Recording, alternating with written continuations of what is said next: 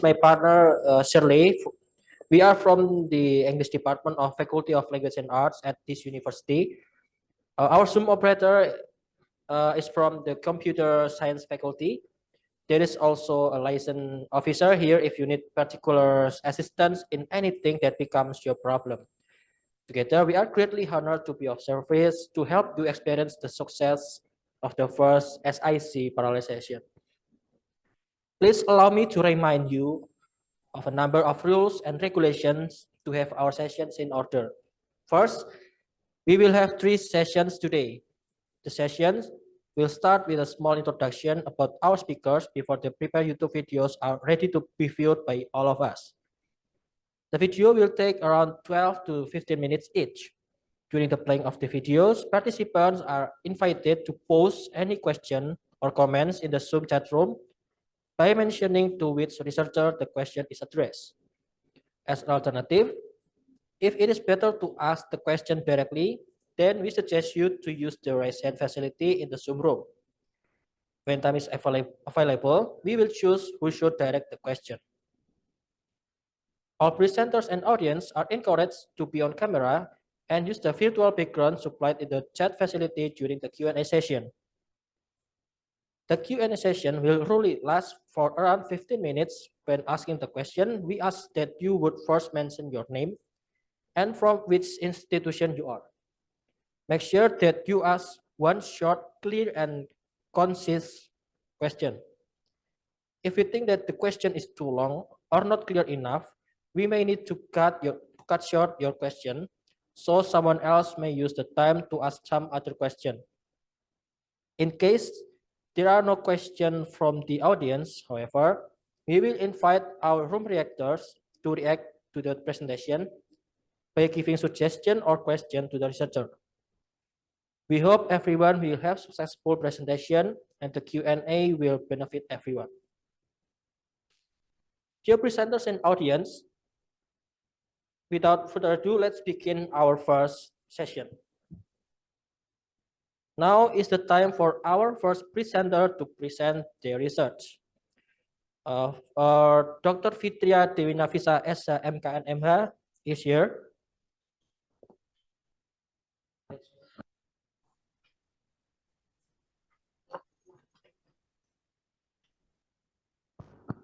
And then Mr. Hisbul Luthfi Ashsyarofi S.Si MH is here. If here, please open your camera and test your microphone. Hello. Hello. Okay, thank you. Dr. Fitria Dewi Navisa is advocate since 2015 and lecturer at Law Department at University Islam Malang since 2019. She is an expert in private law and business law. She graduated first degree in Law Department, Brawijaya University, and then second degree in Master of Notary, Brawijaya University, and third degree in doctoral program at Brawijaya University. And last took second degree in Master of Law, Islam Malang University. And then Mr. Hisbul Luthfi Ashsyarofi is an advocate since 2021 and lecturer at Law Department, Islam Malang University since 2019. He is an expert in criminal law. He graduated first degree in Law Department, Islam Malang University, second degree in Master of Law, Brawijaya University. And now they are going to present about model of climate change risk prevention and management policy on maritime biodiversity based on green economic sustainable. Ms. Operator, please play the video and let us enjoy the video. And don't forget to mute your microphone.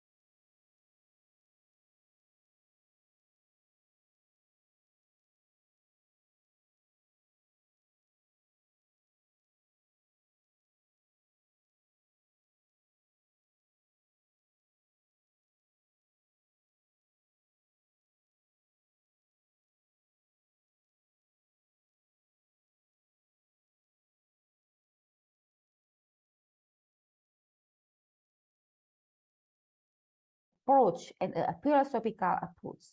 This research creates a policy model.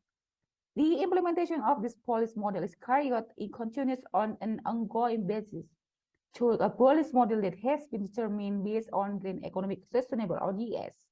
It is hoped that it will be a solution to balance the condition of the biodiversity ecosystem that can provide economic benefits without damaging environmental health, which can be done sustainably.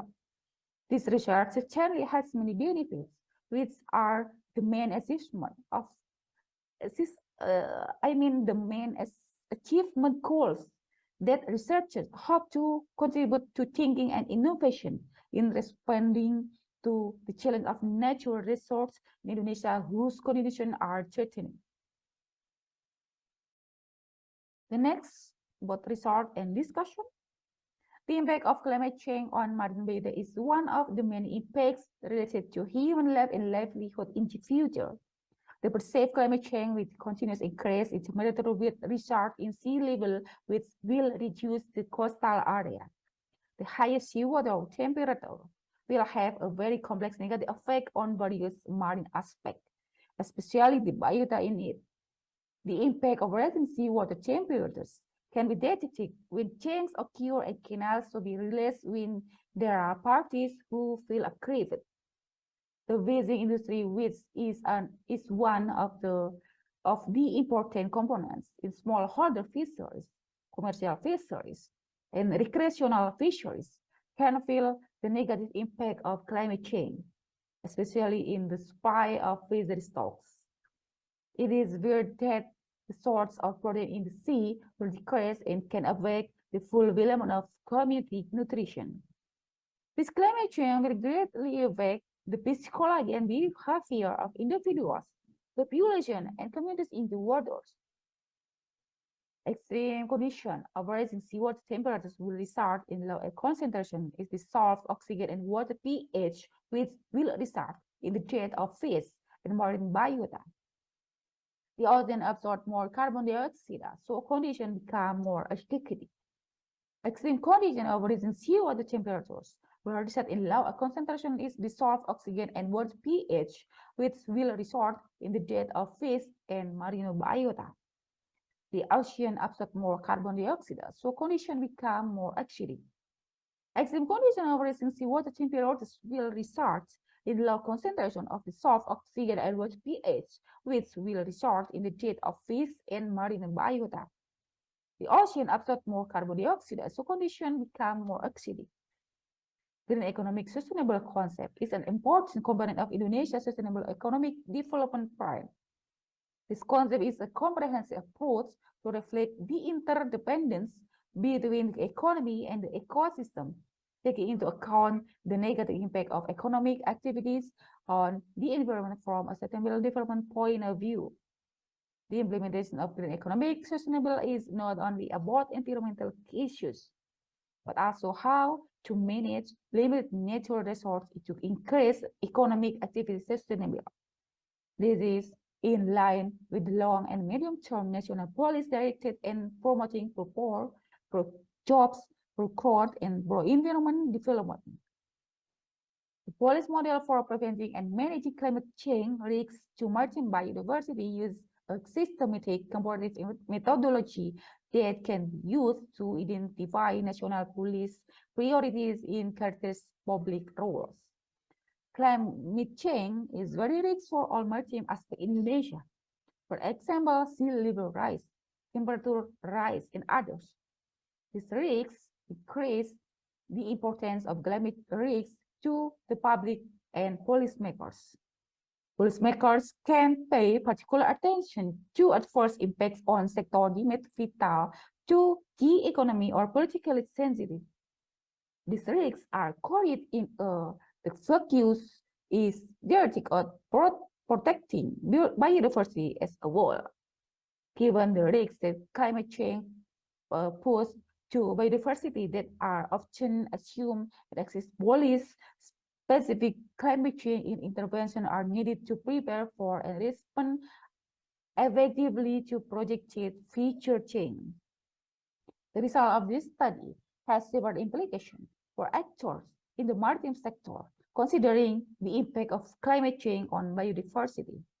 First, there is a need to move beyond basic action towards actual adaptation that builds on assessment and prepares communities and regions for climate change to biodiversity.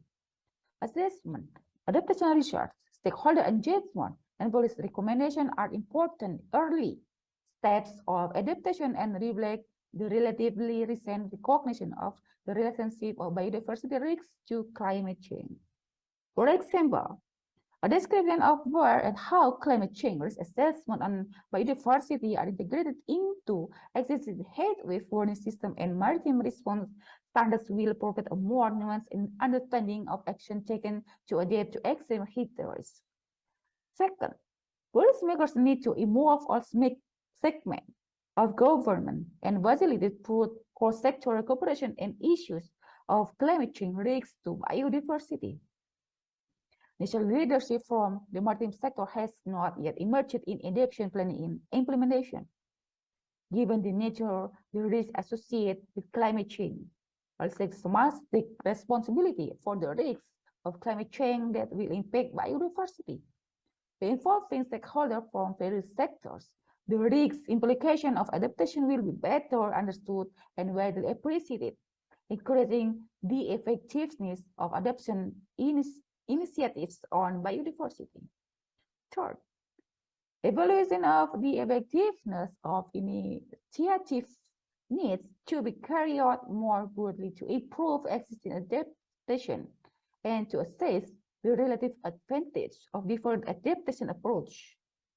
Awareness of the special needs of biodiversity and adaptation planning is necessary to ensure that adaptation efforts are effective for all segments of the population.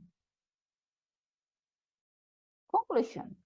Prevention and management of climate change risk to biodiversity depend on the application of sustainable green economy concept to enhance the quality of biodiversity, destroying the ocean and reducing the quality of marine biodiversity. It can have an impact on ocean-based production system. A concert effort from all economic and social sectors is needed to maintain marine biodiversity. Saving Indonesia's biodiversity must be implemented by all parties. Related to efforts to anticipate the increasing rate of decline in biodiversity due to climate change. Human wisdom is one of the keys to the success of this effort. We need to maintain native ecosystem, protect and increase the carrying capacity of ecosystem, manage habitat for endangered species, create shelters and buffer areas, and establish a network of land, water, and marine protected areas taking into account climate change projection. Okay, everyone, finish for my presentation. Okay, next, the Q&A session. Thank you. Assalamualaikum warahmatullahi wabarakatuh. Okay, thank you for Dr. Fitria, Dewi, Navisa, and Mr. Hisbul, Luthfi, Ashsyarofi for a fruitful presentation. So now let's continue to the second speakers, Mr. Binov Handitya and Professor Harlida Abdul Wahab, and then Mr. Rian Sacipto. Mr. Binov Handitya is a lecturer at Ngudi Waluyo University Semarang, Indonesia. And then Professor Harlida Abdul Wahab is a lecturer at Ghazali Safi Graduate School of Government, University Utara, Malaysia. And the last, Mr. Rian Sacipto, Ph.D. He is a researcher at the National Research and Innovation Agency Indonesia. They are going to present about the effect of local wisdom on the effectiveness of forest protection policies. Okay, so Miss Presenter, I'm sorry, operator. Assalamualaikum warahmatullahi wabarakatuh. I am Binov Handitya. I would like to presentation about the effect of local wisdom on the effectiveness of forest protection policies. Our group consists of first me, Binov Handitya from Mudiwaluyo University, Indonesia. Second, Associate Professor Harlida Abdul Wahab from School of Law, University Utara Malaysia. And the third, Dr. Rian Sacipto from the National Research and Innovation Agency, Indonesia.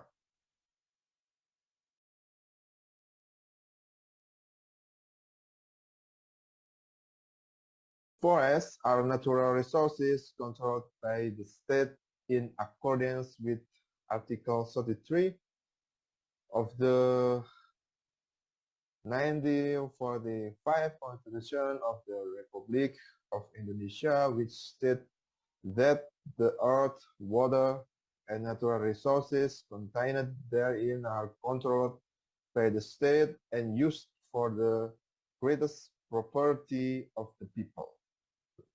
Indonesia is one of the countries that have a large forest area, is ranked 9th after Argentina.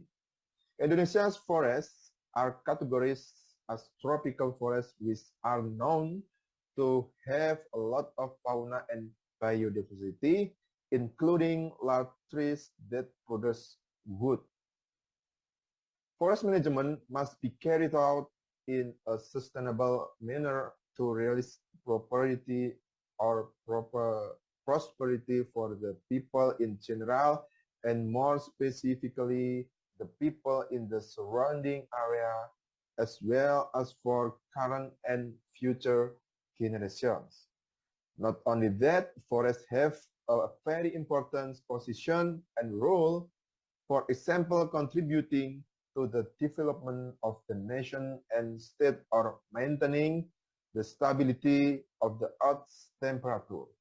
The state's lack of seriousness in managing forest functions can still be seen due to a large number of forest destruction activities by means of illegal logging, burning of forest areas for land clearing purpose, and the use of forest products that are not balanced with the process of improving the quality of forest function. Referring to Article 47 of Law number 41 of 1999 concerning forestry, that forest and forest area protection is an effort to prevent and limit damage to forests, forest areas, and forest products caused by human action, livestock, natural resources, fires, pests, and disease, and to maintain and safeguard the rights of the state, communities, and individuals to forests, forest areas, forest products, investment, and instruments related to forest management. Therefore, humans have an active role in forest protection. Research methodology. This research to find out the factors that encourage people to still cut down trees in forest area.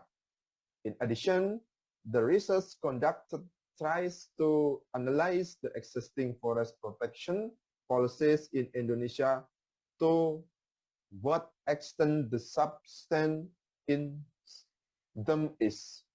Research data was obtained from a number of respondents who have been determined by sampling.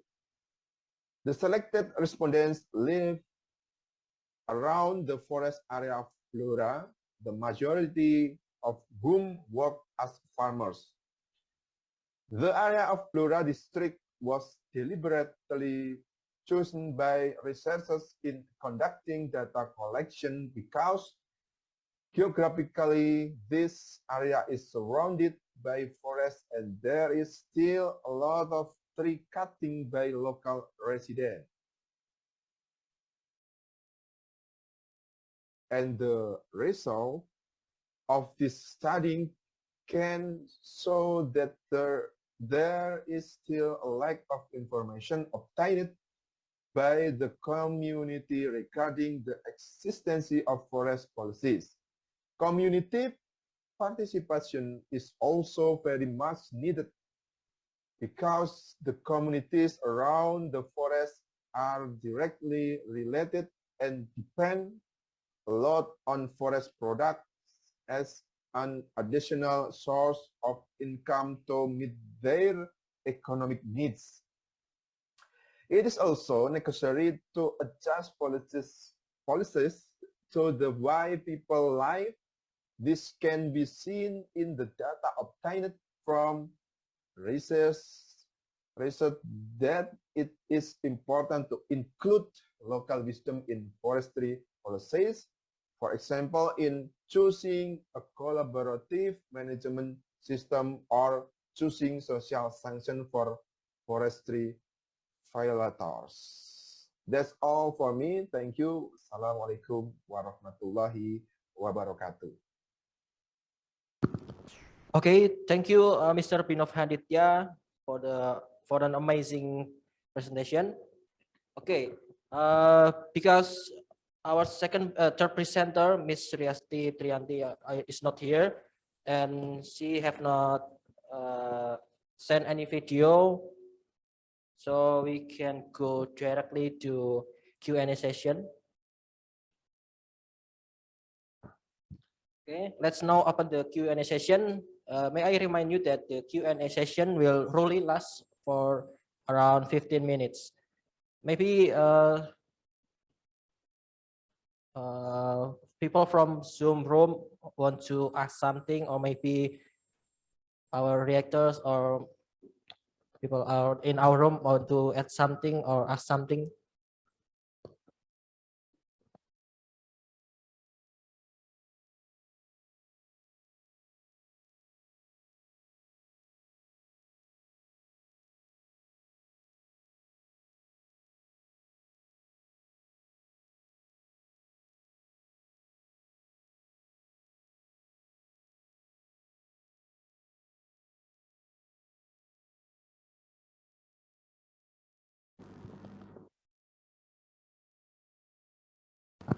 Is anyone want to ask something?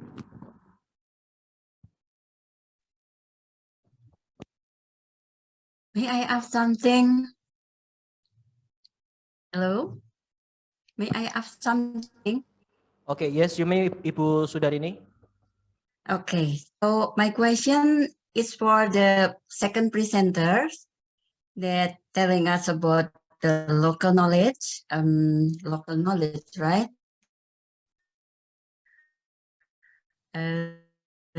You back to the slide with the second presenter, please. No, not that one. The local wisdom. So I think the local wisdom are many, and with local wisdom that you mentioned, it's really play roles or very important that give a significant effect to your research, to the policies. I hope the question is clear enough. Thank you.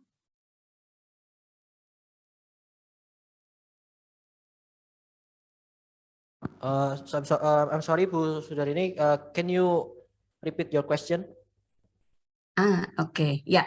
So among the local knowledge that you mentioned in this research, which one of the local knowledge has or gives the significant effect to your research finding? Thank you.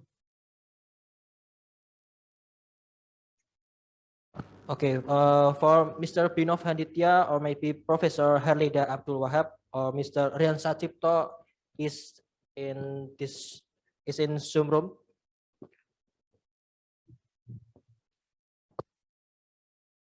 Oh, I'm sorry Ibu Sudarini, but for the second presenter they are not here. I'm sorry. Okay, thank you. Maybe when they are coming, I can give this question to them. Okay, maybe any other question Sure. for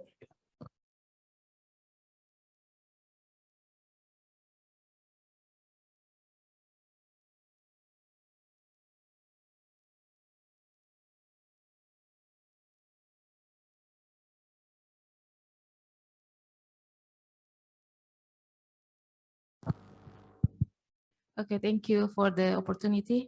So I have a question, just a simple question to the first presenter. So this is about the environmental damage, right?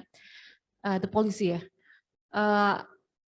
This is interesting that you talk about the environmental situation in marine and biodiversity, but I'm curious if there is real implementation of the policy for the environmental protection in Indonesia.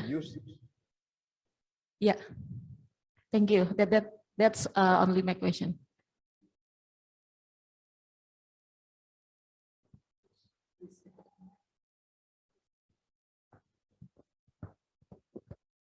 okay, Mr.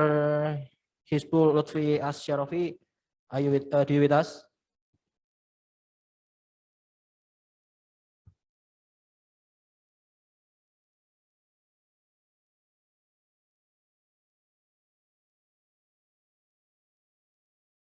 Okay, can you open your microphone, please?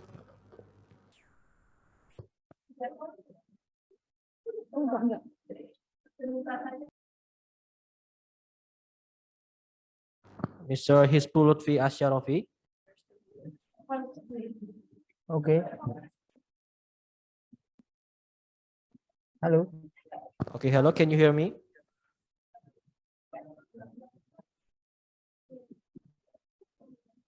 Okay, maybe Miss Arwin, can you repeat the question for it?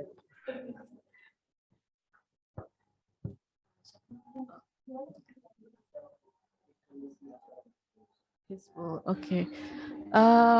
Pak Hisbul, so this is my question. Actually, I'm interested to the topic about the policy model, especially for marine biodiversity. But I'm curious about the real implementation in Indonesia. Is there any real implementation in Indonesia for the maritime biodiversity, or there is still in progress? Thank you.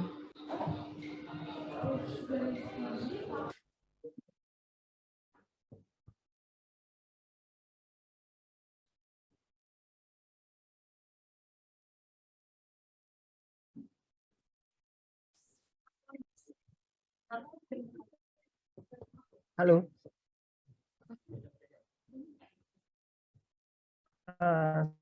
Sebelumnya mohon maaf ya, bahasa Inggris saya kurang lancar. Mungkin bisa dibantu nanti untuk terkait dengan apa yang saya sampaikan.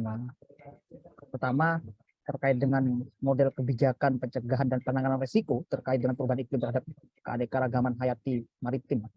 Karena ini sangat penting bagi saya, mengingat bagaimana sesungguhnya terkait dengan adanya perubahan iklim ini juga sangat beresiko tentu terhadap seluruh aspek maritim di Indonesia, misalnya kenaikan muka air laut, kenaikan suhu dan lain sebagainya gitu. Pertama, kenapa kemudian kita harus terapkan atau kita buat dulu model kebijakan pencegahan penanganan risiko? Pertama adalah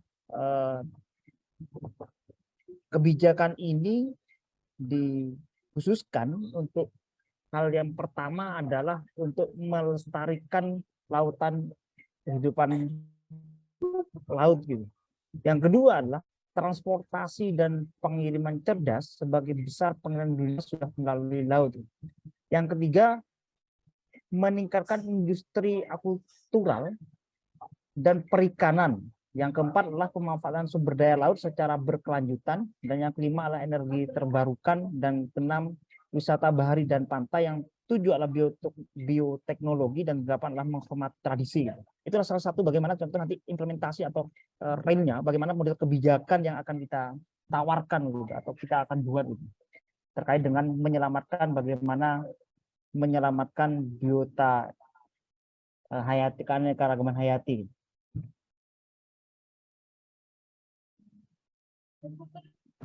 Okay, thank you, Mr. Hisbul Luthfi, for the answer.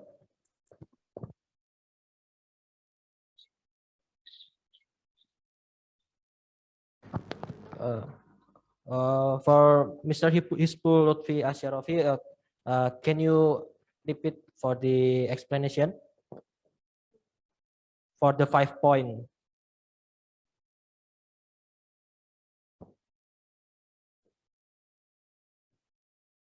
Untuk 5 poin penerapan penting, nanti kami bantu untuk menyampaikan. Terima kasih. Pertama, ada 5 poin penting ya. Terkait beberapa poin penting. Pertama, melestarikan lautan dan kehidupan. Pertama ini adalah berkaitan dengan lautan yang menyerap kelebihan panas dan gas rumah kaca yang menyediakan setengah oksigen di bumi dari sejumlah makanan, energi, dan kemungkinan transportasi dan biaya rendah. Yang kedua adalah transportasi dan pengiriman cerdas. Bahwa sebagian besar pengiriman di dunia itu sudah melalui laut, tapi ada peningkatan permintaan akan teknologi pelayaran laut yang lebih ekonomis dan hijau, serta rute laut yang efektif. Yang ketiga adalah meningkatkan industri akukultural dan perikanan. Dengan pertumbuhan penduduk saat ini dan kerusakan lautan akibat perubahan iklim dan polusi, maka perlu secara simultan memaksimalkan efisiensi yang berkaitan dengan keberlanjutan rantai produksi perikanan dan aquakultur. Yang keempat adalah pemanfaatan sumber daya laut secara berkelanjutan. Itu adalah diperlukan untuk mengurangi pemborosan makanan laut, untuk mengurangi tekanan pada ekosistem laut dan menghindari polusi. Yang kelima adalah energi terbarukan, memberikan andal sumber energi terbarukan berupa ombak dan angin, serta dapat membantu masyarakat pesisir menjadi mandiri energi. Yang keenam adalah wisata bahari dan pantai. Sektor ini juga menjadi penting. Kenapa? Karena menyediakan pendapatan bagi banyak komunitas yang kurang beruntung dan merupakan sumber pendapatan bagi beberapa negara pesisir. Yang ketujuh adalah bioteknologi. Keanekaragaman hayati kehidupan laut merupakan sumber bagi bioprospeksi dan biomolekul, sehingga dapat diproduksi melalui sistem lebih berkelanjutan. Misalnya adalah teknologi rekombinan enzim industri dan lain sebagainya. Yang kedelapan adalah menghormati tradisi. Ini juga bagian dari bagaimana sesungguhnya pelestarian laut adalah prioritas, perlu juga menghormati budaya masyarakat pesisir, mendiskusikan dan mengurangi strategi dan pelindungan lingkungan serta melestarikan tradisi.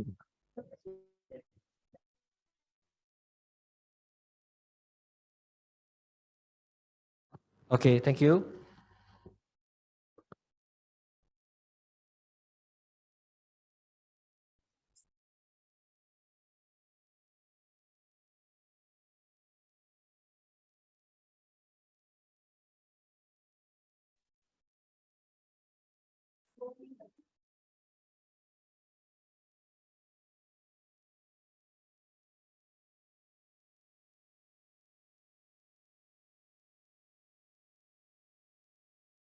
I will try to help to translate. Mr. Hisbul was saying that it is very risky for the whole marine biodiversity, which is he thinks that the implementation is very important because the spatial special rules, maybe that is which is the first is to improve or preserve the sea lives, to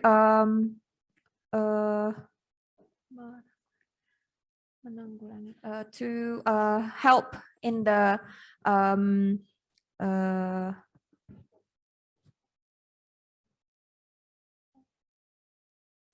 to help the sea life basically. And the second is the transportation and the smart delivery maybe, or transportation, which is need to be more eco maybe, right? So the third one is to improve the agricultural and the fishing around the marine biodiversity in Indonesia. And then the fourth is efficiency of the aqua fishery production, and make use of the sea with a. And the fifth one is the the fifth one is a new source of energy, which is using the waves, etc. And the sixth point is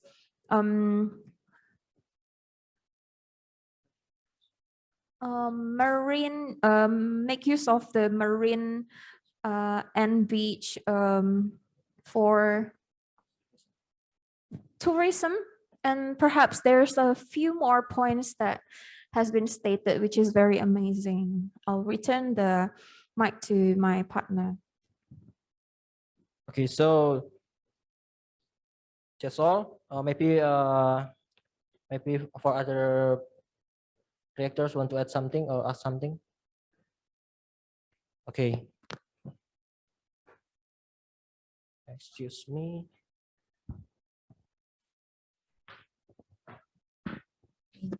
So first, we would like to apologize that we only have this the second presenter, but based on what I have heard, that the presenter on the second presenter was able to take the local wisdom with regards to the protection of the forest. So I really appreciate his effort of doing this research, so that this will serve as the baseline for the policy-making body, so that they could be able to, I believe you already have your policy, but the thing is we really have to implement those policies. And my question, if ever the presenter will be coming later, is that after knowing all the local wisdom that he gathered from the community, was he able to make another action plan, so that after knowing that these are the only things that the local communities knew, what was the second what was the second action plan that he did in order to give action plan to the results of his study, of their study, if there are many researchers? Thank you. Okay, maybe if the presenter is coming later, I will give the question to them. Okay, I think that's all, and then we are going to the second session. Maybe for the second session, we'll. Okay, before we go to the second session, I want to remind you there is evaluation link that provided in the chat box in the Zoom room. Okay, please fill the evaluation link first, and then I also want to remind for our dear reactors to vote in the link for the best presenter for this first session. And then I also like to give our presenters a token of appreciation that will be showed by our operators.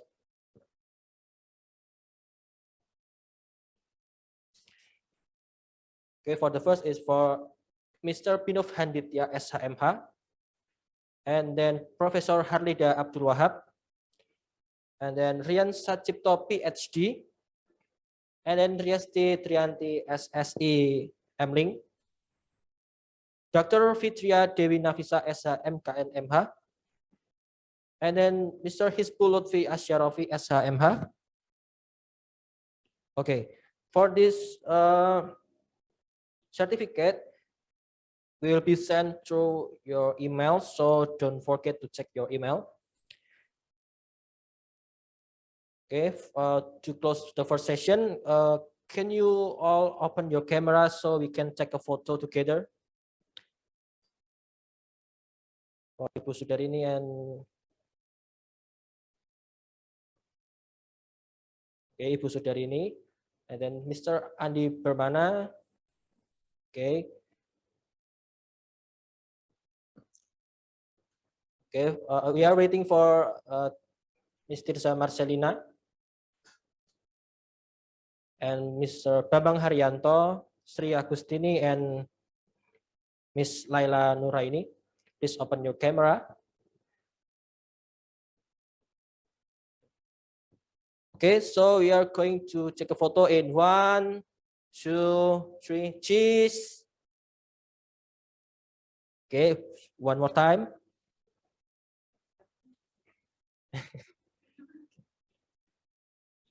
Okay, one more time. 1, 2, 3.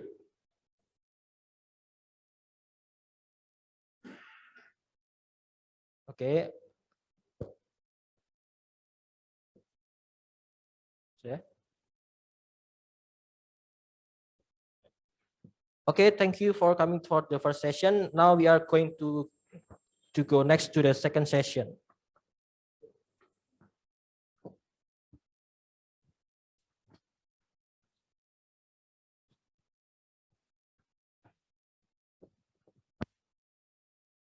Okay, now let's continue with the second session. So I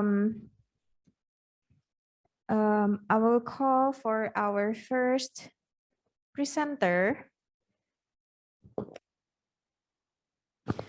Miss Bernadetta Sudarini, which is present in the room with us. Miss Bernadetta Sudarini is a PhD who worked as a senior lecturer at Sugiya Pranoto Catholic University in Semarang, Indonesia since 1994, together with Milia Harumi, MSc. She offered several research topics to the undergraduate and master students, which are mostly in food quality and safety. The abstract sent to this conference is actually one of them, and further detail on the biodata can be found in our program book in everyone's email. And Mr. Bernadetta Sudarini is going to present on the topic of chemical sanitizer and their application in food industry. Please, Miss Bernadetta Sudarini. Okay, but here I try to share screen, but it said that you cannot start share screen while the other participant is still sharing. So is anyone still sharing? Oh, okay, now it's possible. Let me see. Share. Yeah. Okay.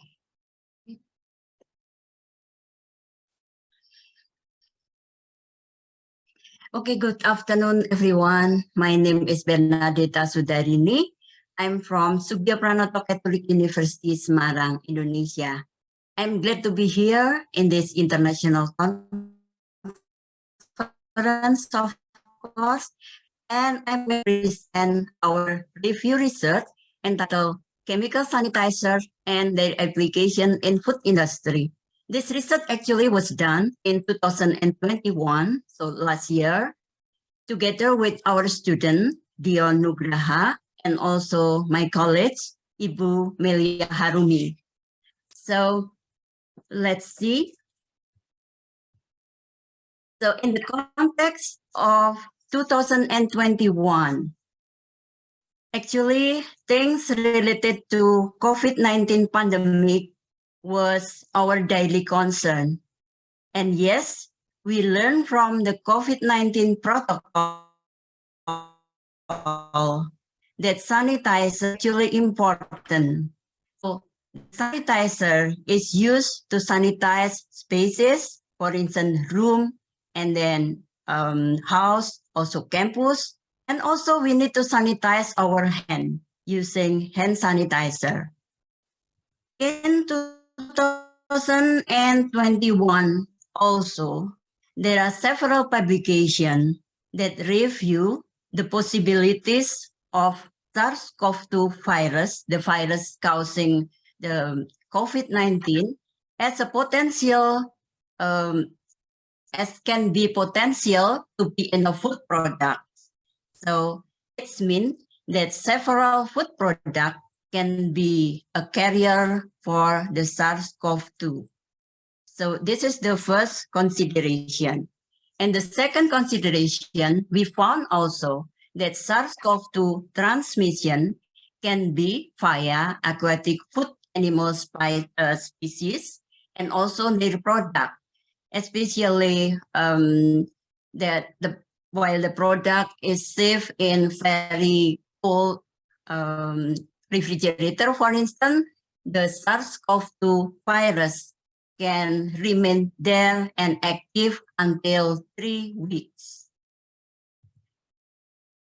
So this is another publication. So they found the persistence of coronavirus on meat and fish during long-term storage. That supported the previous article actually. So that's why we then have a question. Does food industry also need sanitizer? Because as you can see in the picture, many food handlers are using their hand, and the food are in contact directly with their hand, and also contact with the surface that can be also contaminated when the worker maybe have a COVID or in the initial stage of the COVID. So what is chemical sanitizer actually? So based on US chemical released in 2016, chemical sanitizer is determined as an agent that reduces the number of pathogenic bacteria on an inanimate food surface until the safe level as judged by the public health requirement. So basically, chemical sanitizer is to reduce the number of pathogenic bacteria. But why the chemical sanitizer can also reduce the number of the or possibilities of virus? Because virus actually has weaker actually compared to the live bacteria, but the virus can show its life when it's come or enter to human body or live body. That's the problem. So our objective was 3. So first, to determine the source, the major sanitizer used in food industry, and then mapping their effectiveness, and also to determine the affecting factors.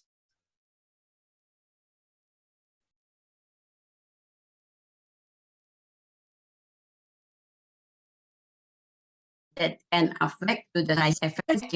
There are 4 types of chemical sanitizers commonly used in food industry: chlorine dioxide, chlorine, and then PAA or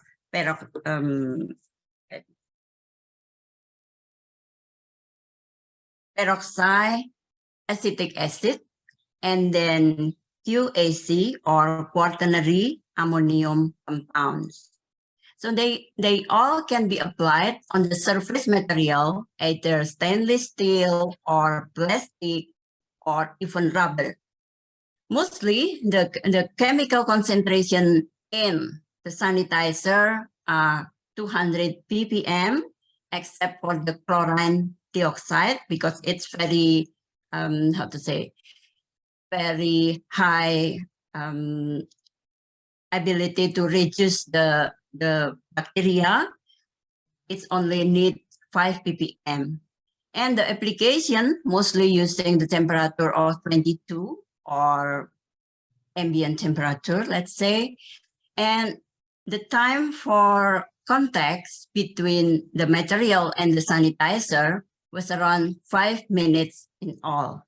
And you can see the reduction of the number of bacteria in that materials. So the highest the reduction, that's mean the highest the effectiveness of the sanitizer. So in this case, you can see that PAA or peroxide acetic acid is the most effective sanitizer. And these are machine or equipment that needed to be sanitized. Made from stainless steel mostly, and sometimes also plastic, and even there are cutting board that from wood. They all need to be sanitized. And here there are results telling us about the effectiveness of sanitizers against Listeria monocytogenes. This Listeria monocytogenes is the very dangerous bacteria, can cause death or fatal effect. So that's why this research using this dangerous bacteria to see how effective the sanitizers against them.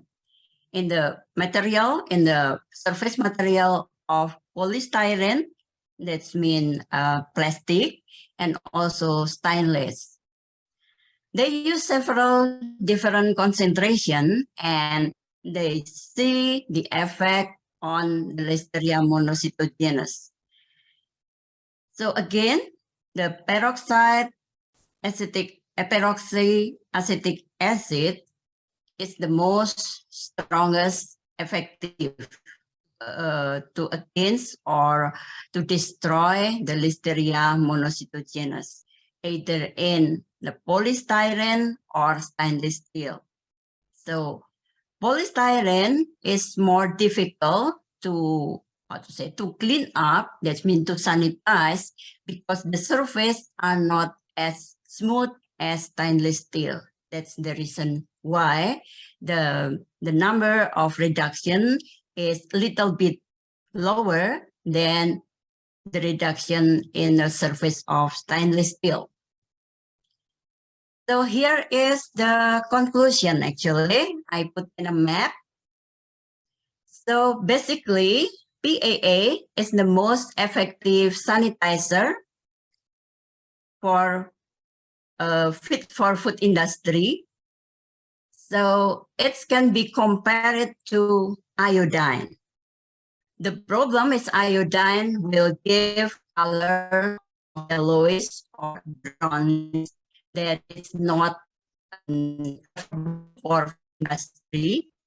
And surface contact material, especially rawness, is playing very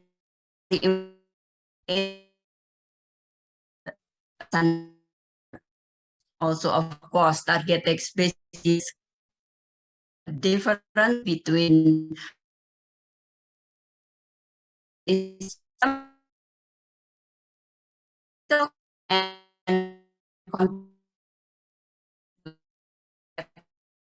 of the sanitizer. Okay.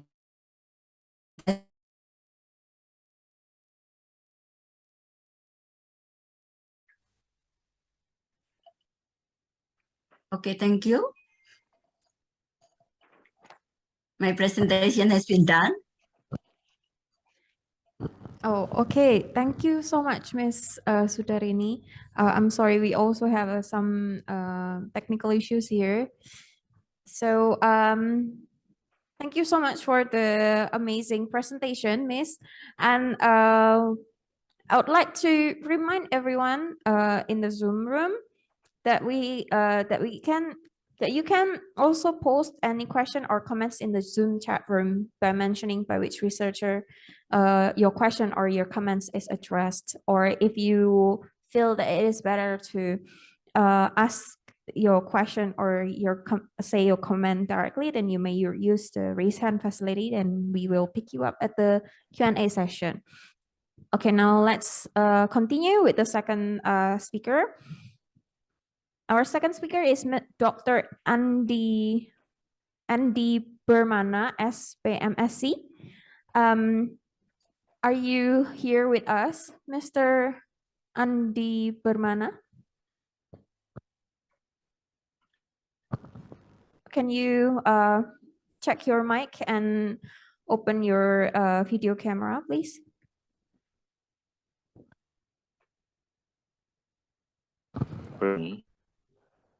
If it's possible, can you hear? Yes, it's ready.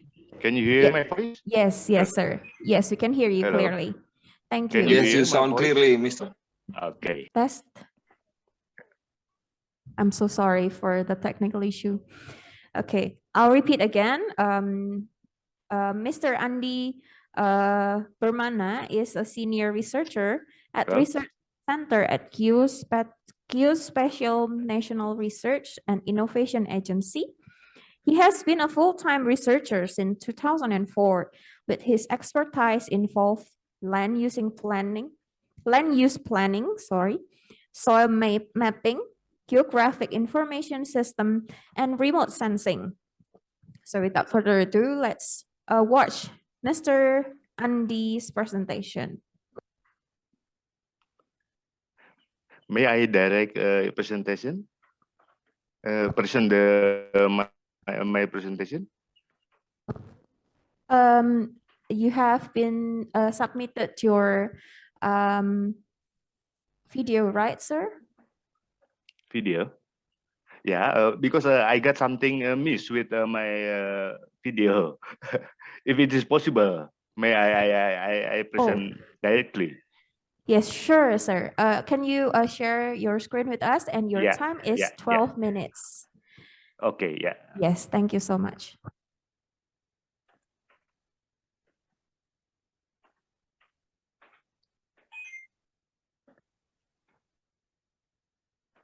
Okay. Is already?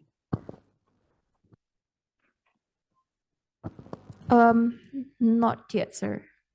Oh, yes. Yes, you can Oh. see it now. Yes. Okay. Yeah. May I start? Yes, please. Okay, yeah. Well, very good afternoon to all of you present here. Now my turn to present the result of our study.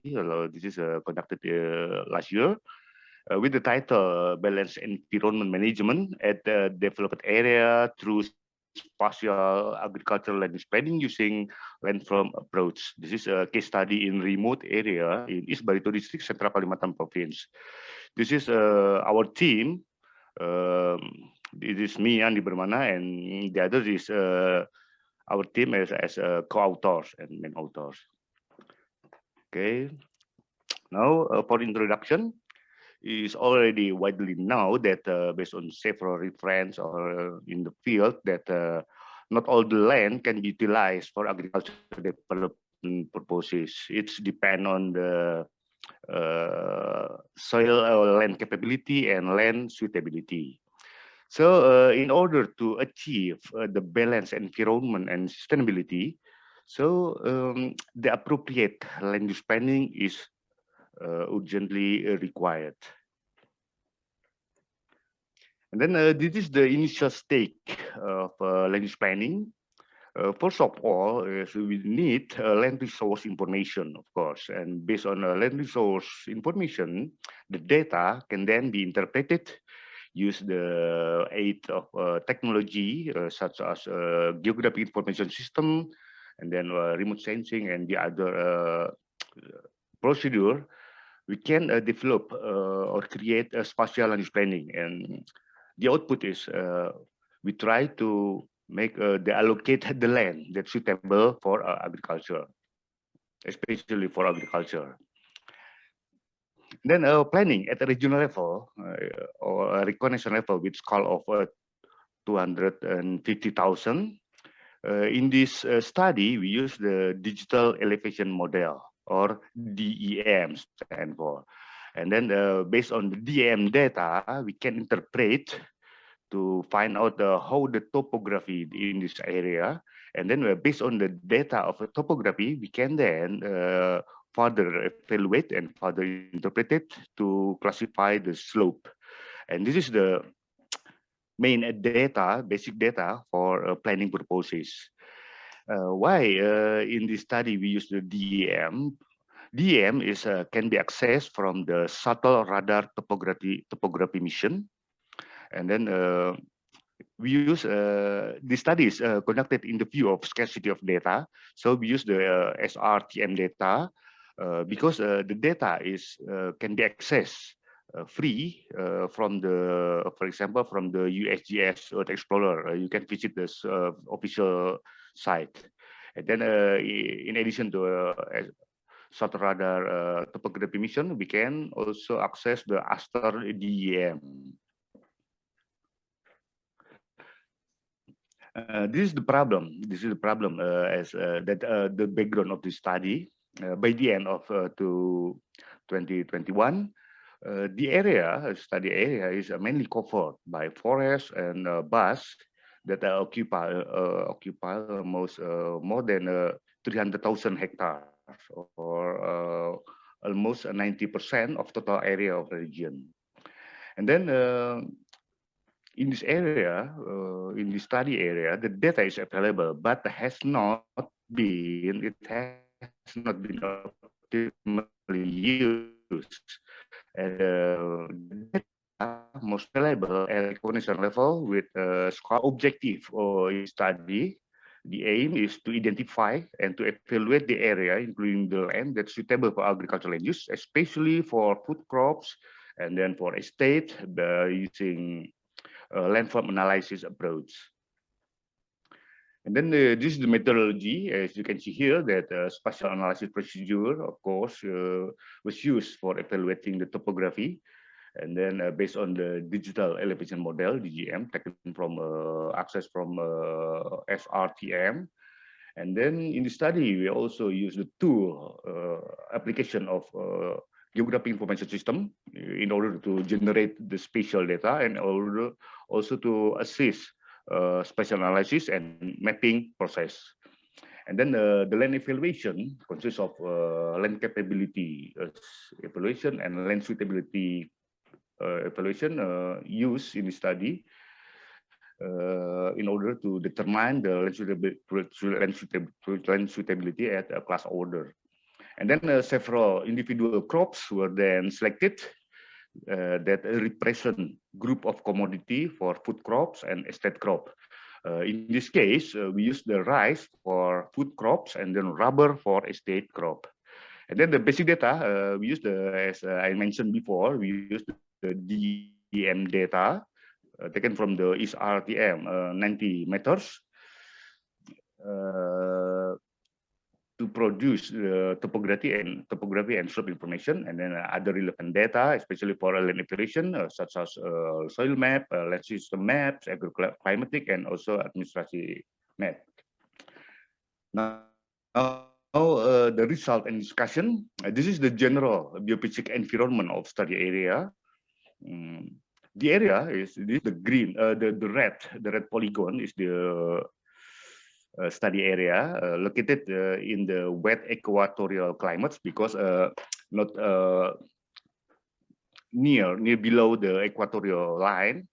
Then the periodic of consecutive wet month between 10 to 12, and then dry month occurred between 0 to 2 months, and then there are in temperature, the high data, statistical data by the end of 2012, annual precipitation 2021. I mean, annual precipitation is between 240 to 300 millimeters.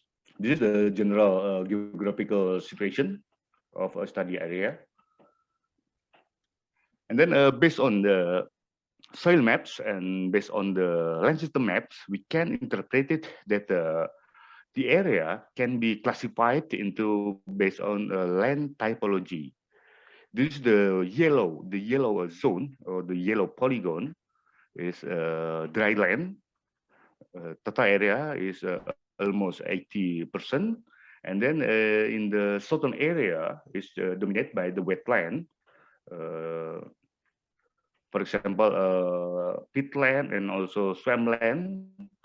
The green zone is a wetland area with the remaining area almost 20%.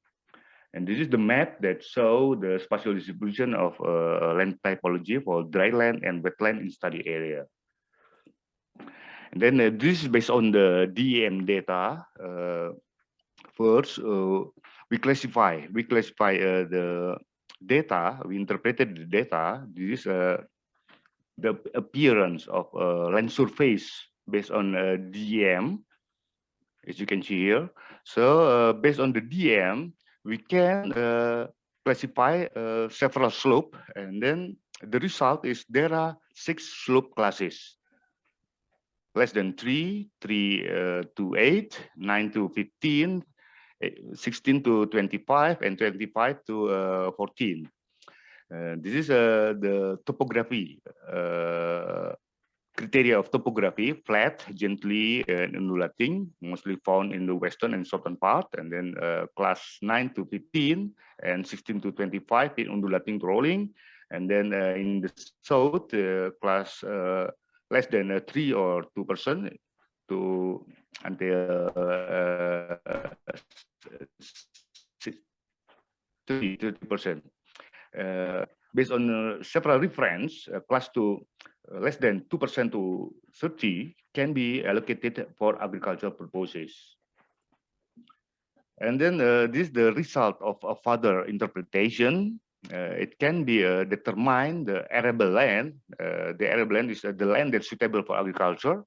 There are almost 70% from total area that is suitable for agriculture. This is the map that shows the arable land for agricultural development in study area.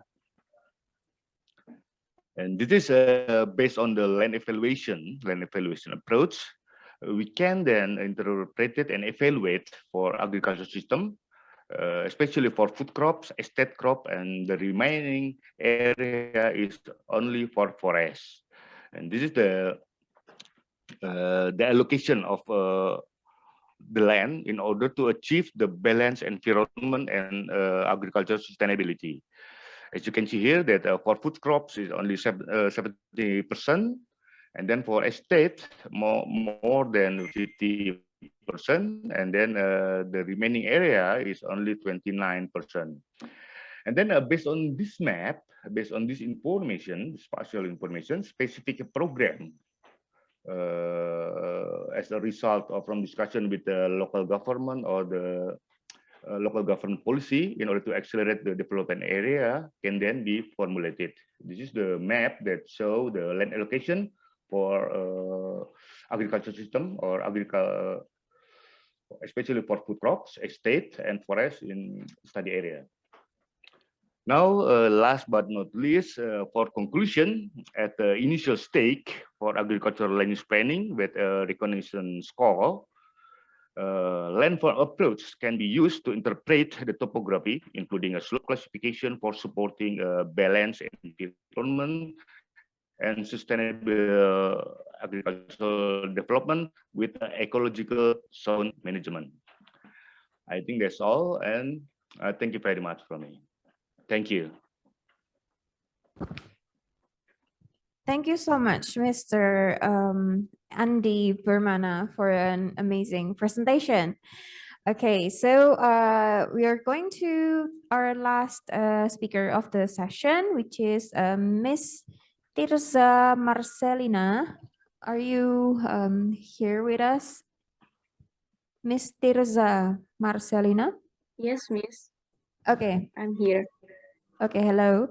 And Miss Stefana Dia Ayu RSA MSI Akuntansi. Are you with us? Okay, it seems like she's not here. Okay, I'm gonna read the biodata for Miss Stefana Dia Ayu. Miss Stefana Dia Ayu is a teaching staff of accounting at Sugio Pranoto Catholic University Semarang. She has served as secretary of the Accounting Research and Development Center since 2021. She is active in conducting research and community service, especially in the fields of accounting and sustainability. Some of the teachings developed to use a surface learning pattern that combines research, teaching, and community service. This helps students to better understand the material by doing community service. This model also elaborates with students in umbrella research that is integrated with the needs of society. And the other further details of the biodata, you can find it on our program book in everyone's email. So they are going to be presenting on the topic of achievement of sustainable development goals in Asian countries. So let's watch their presentation.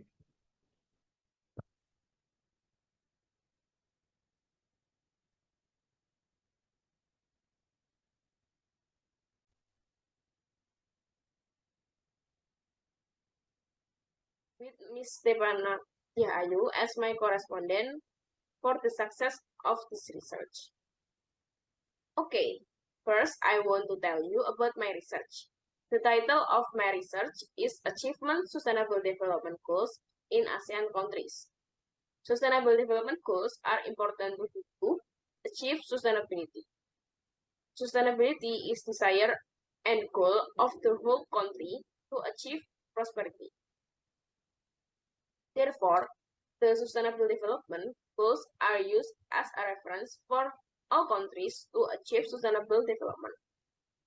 Sustainable Development Goals consist of 4 pillars with 17 goals that are expected to run in a balanced manner to provide solutions and overcome global problems that often occur. This research focused on ASEAN countries because the opportunities obtained include infrastructure development that has not been carried out. Therefore, this study wants to discuss the achievement of the SDGs in each country in ASEAN as a measure of the level of human awareness of the importance of achieving sustainable development. The hope is that all countries, including countries in ASEAN, will be able to overcome sustainability problems and achieve 17 goals with a balance of 4 pillars. Sustainable development goals are used to balance and achieve sustainability. Sustainable development goals has 4 pillars with 17 goals that can provide transformation and solution for an effective governance system. The 4 pillars are listed in the SDGs are people, planet, prosperity, peace, and partnership. If the 4 pillars are implemented in a balanced manner, they can provide solution to existing problems. This research used big data from the World Bank in 2018 until 2019, and the type of data is quantitative type, where the data can be explained with a descriptive methodology. The research used a subject from countries in ASEAN, namely Indonesia, Malaysia, Singapore, Thailand, Philippines, and Vietnam. The reason for using this data subject is because ASEAN is supported by a large number of existing natural resources that have the opportunity to contribute to the sustainability development goals. The research used an observation procedure, and the result is visualized in Google Data Studio. Through visualization, it can be easily describe the achievement of the SDGs in each country in ASEAN. The dependent variable in the study are 6 countries in ASEAN, and in the independent variable in the study are each indicator in the 17 SDGs. First, the pillar of people are pillar to gain prosperity in economy and eliminate social inequality. The objective applied in this pillar are affordable and clean energy, decent work and economic growth, industry innovation and infrastructure, reduce inequalities, and last, partnership for the goals. Second, the pillars of prosperity are pillars for obtaining social welfare. The objectives applied in this pillar are no poverty, zero hunger, good health and well-being, quality education, and gender equality. Third, the pillar of planet is a pillar to create a healthy and comfortable environment. The objectives applied in this pillar are also clean water and sanitation, sustainable cities and communities, responsible consumption and production, climate action, life below water, and life on land. And lastly, the pillar peace and partnership are complementary pillars used to support the implementation of a just and peaceful society. The objectives outlined in this pillar are peace, justice, and strong institutions. The result and discussion of this research are on the people pillar. The most satisfactory achievement are the countries of Singapore, Philippines, Vietnam, while on the planetary pillar, the most satisfactory achievement are Indonesia and Malaysia. Furthermore, the prosperity pillar of the most satisfactory achievement is in Thailand and the Philippines, and the pillars of peace and partnership is Singapore and Malaysia. It can be seen that the capabilities possessed by each country are different and achieving the goals of pillars of the SDGs. An interesting conclusion on the overall result of this research data is that the achievement of each country vary depending on their respective weakness and advantage according to the country's focus. Achievement on the focus of the pillar alone cannot gain balance and achieve sustainability development. Following the 2030 agenda, Singapore was able to achieve satisfactory result.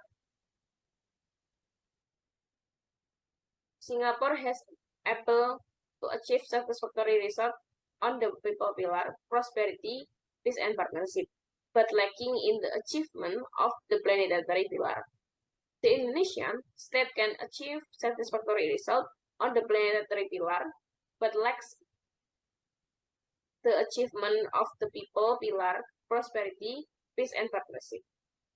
With this research, it is hoped that all countries, especially every country in ASEAN, will be able to measure and continue to develop the achievement of the SDGs so that sustainability is achieved from the balance of the 17 SDGs. This research has limited data provided by each country in ASEAN in the Big Data World Bank. In addition, the study used only measurement of each of 17 indicators. Thank you for watching my presentation. Hello everyone, my name is Tirza Marcelina. I am 19 years old and I am a student in a. Okay, thank you so much, Miss Tirza Marcelina, for the great presentation. So now it's time for the Q&A session, and I'd like to remind you that it will only last for around 15 minutes. So is there any comments or question from our chat box in the Zoom room?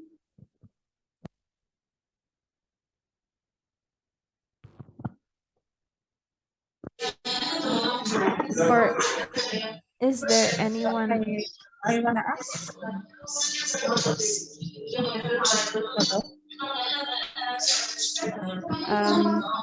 Is there anyone that would like to ask something to the presenter? You can use the raise hand facility. I want to ask something.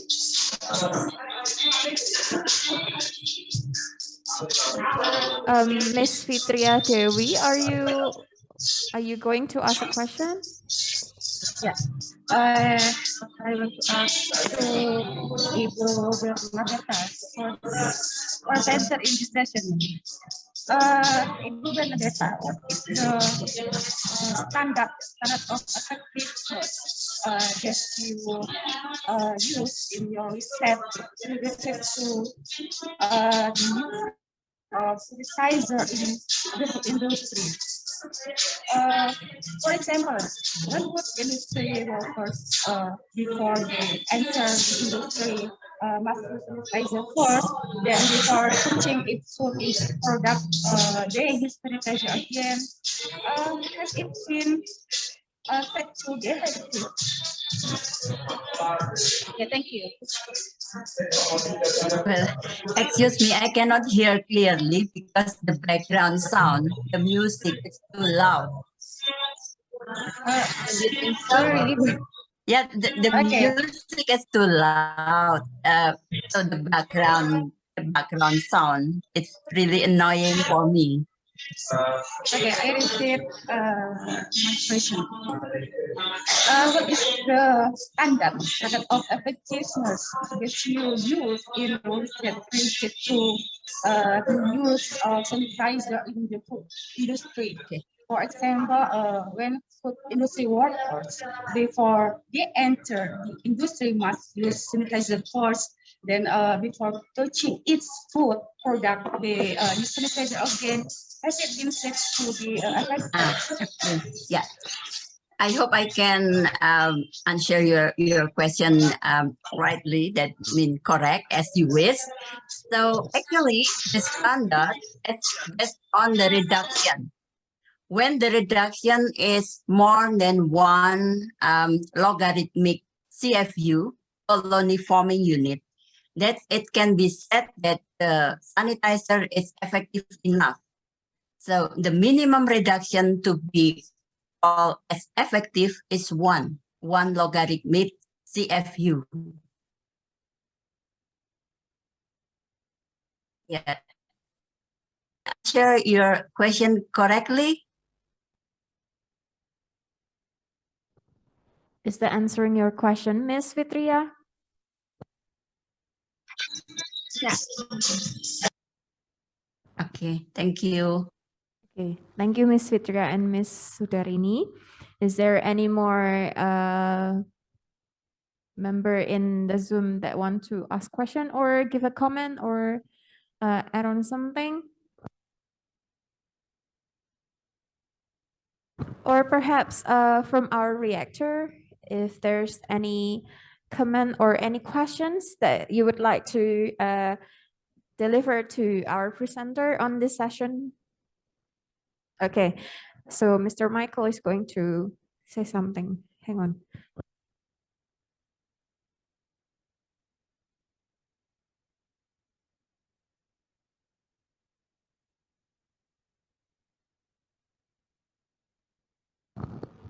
Good afternoon to everyone of us. So my question is for the balanced environment of management. So we're just wondering, uh, in your classification of agricultural land, aside, did you consider the slope?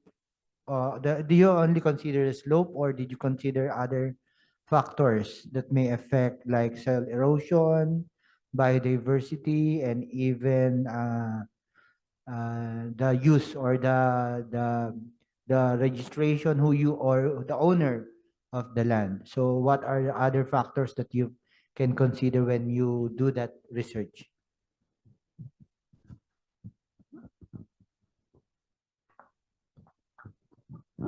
So yeah, the question is directed to Mr. Andi Bermana. Did you hear the question clearly, sir?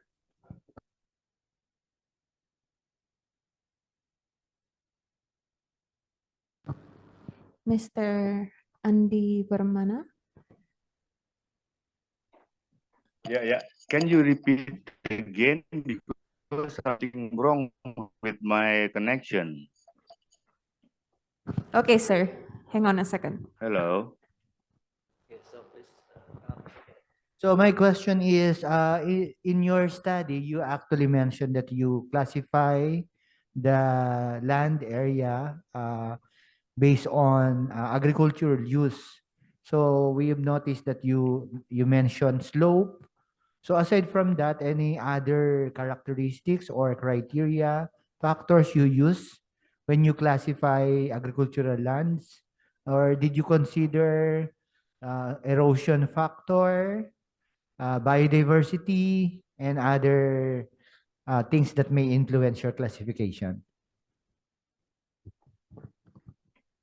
Okay. Is that clear?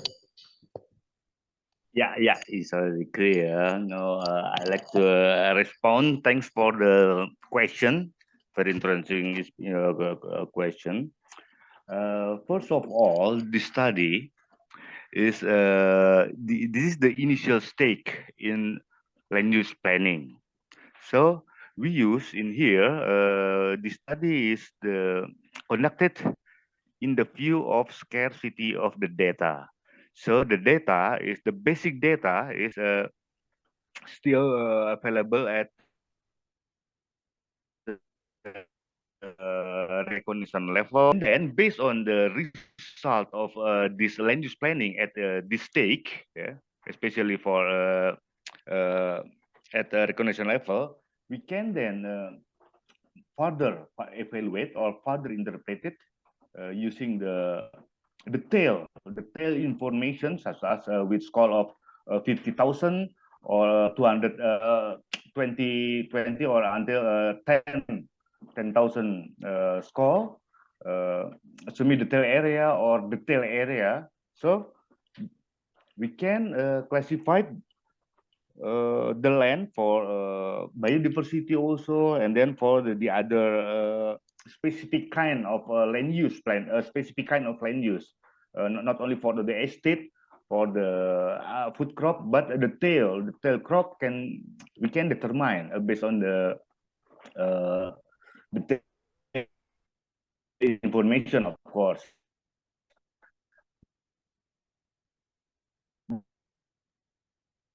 But in the study, this is the initial stage, right? Because with a scale of 250,000. But based on this data, based on this information resulted, we can then use as a basic consideration or a basic data for other detailed information. I think that's all. Okay, sir. Thank you so much. So basically, you are saying that there are the factors may vary, right? It's not just what you stated, but another factors it also can be included. Right. Is that answering your question, sir? Okay. So Thank you so much for the question and the answer. And is there any more question we have in the Zoom room or in the room? Okay. Okay, so there's someone that gonna ask in the room.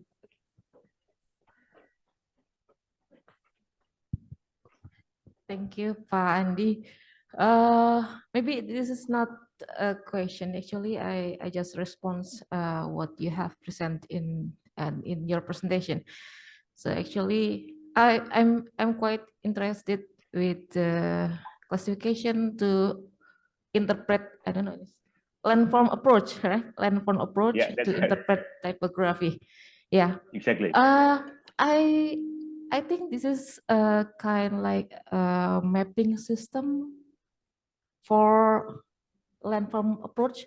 So I'm thinking about the result or the physical form of the approach in what we call graphical system, like that, or something different.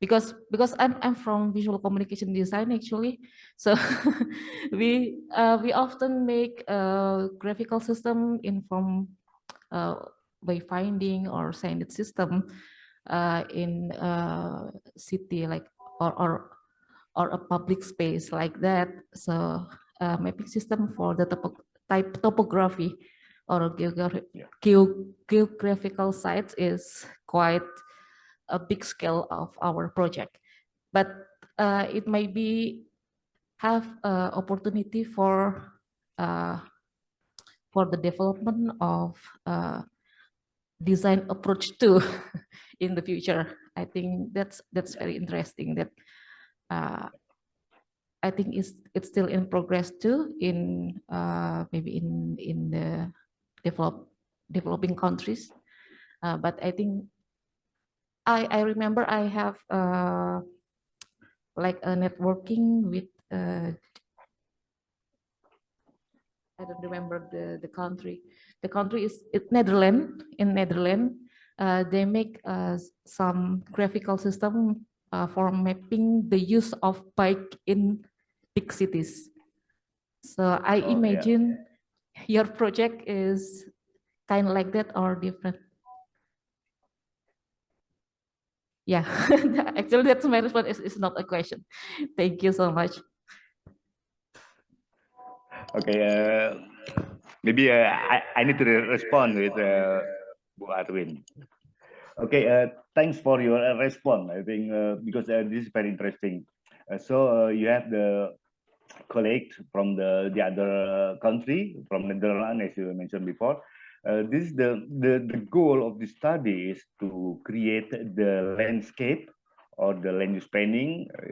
Start from land use planning for agriculture, and then in the end is we try to create or develop the soil mapping for design landscape in the city and urban also, and then how to make the balanced environments should be considered within the urban area and then from the city area based on the landform approach, because this is the initial stakes as I mentioned before, so it can be considered as a basic consideration for the future study for a future use.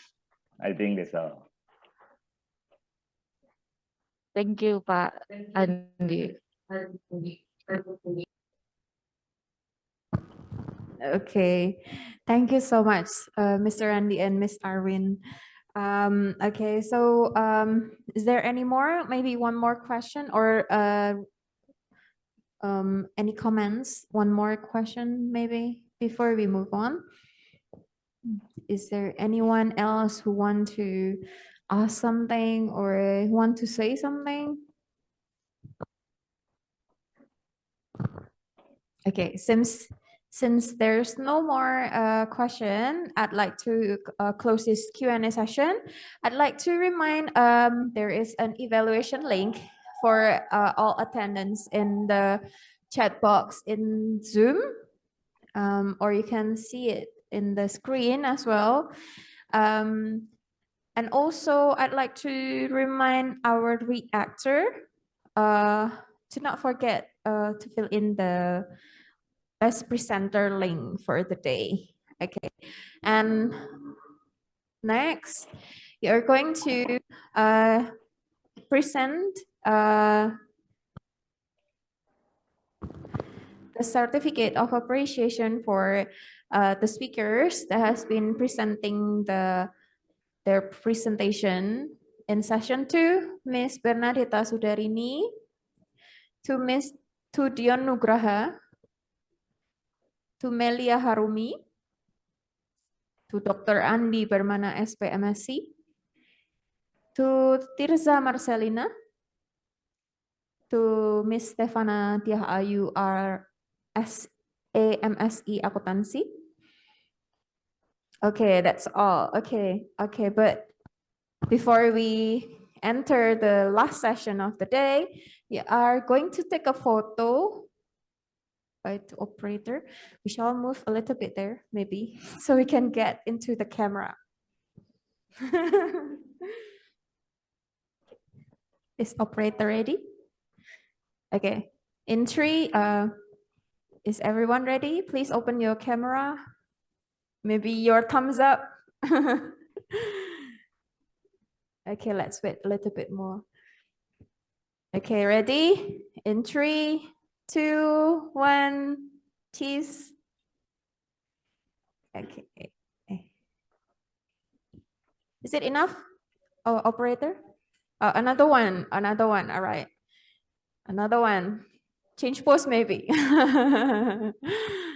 Okay, a peace sign. Okay, ready? 3, 2, 1. All right. Are you done? Okay. Thank you so much, everyone, for the attending the second session. We'll go to the last one. Okay, finally we arrive at the last session of this day. Okay.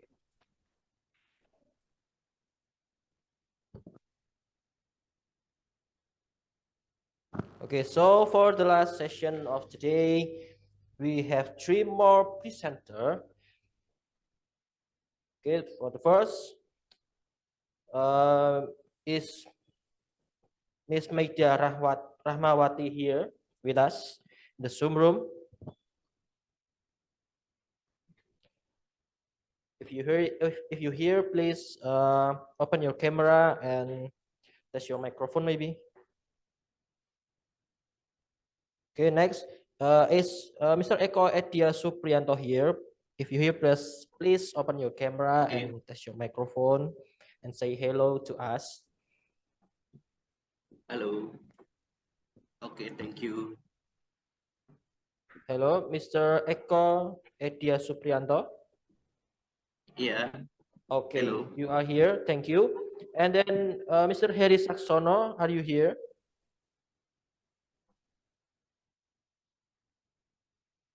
Okay, next, Fitria Jatinugroho, are you here? Okay, last, Rian Sacipto, are you here with us? Okay, I think just Mr. Eko Edia Supriyanto. So the Meida Rahmawati is from Ngudi Waluyo University Semarang, and then Eko Edia Supriyanto from STKIP Nahdlatul Ulama Tegal District, and then Heri Saksono from Badan Riset dan Inovasi Nasional, lalu and then Fitria Jatinugroho from STT Sangkakala Salatiga, and the last Rian Sacipto, Badan Riset dan Inovasi Nasional. Okay, so please, Miss Operator, start the video.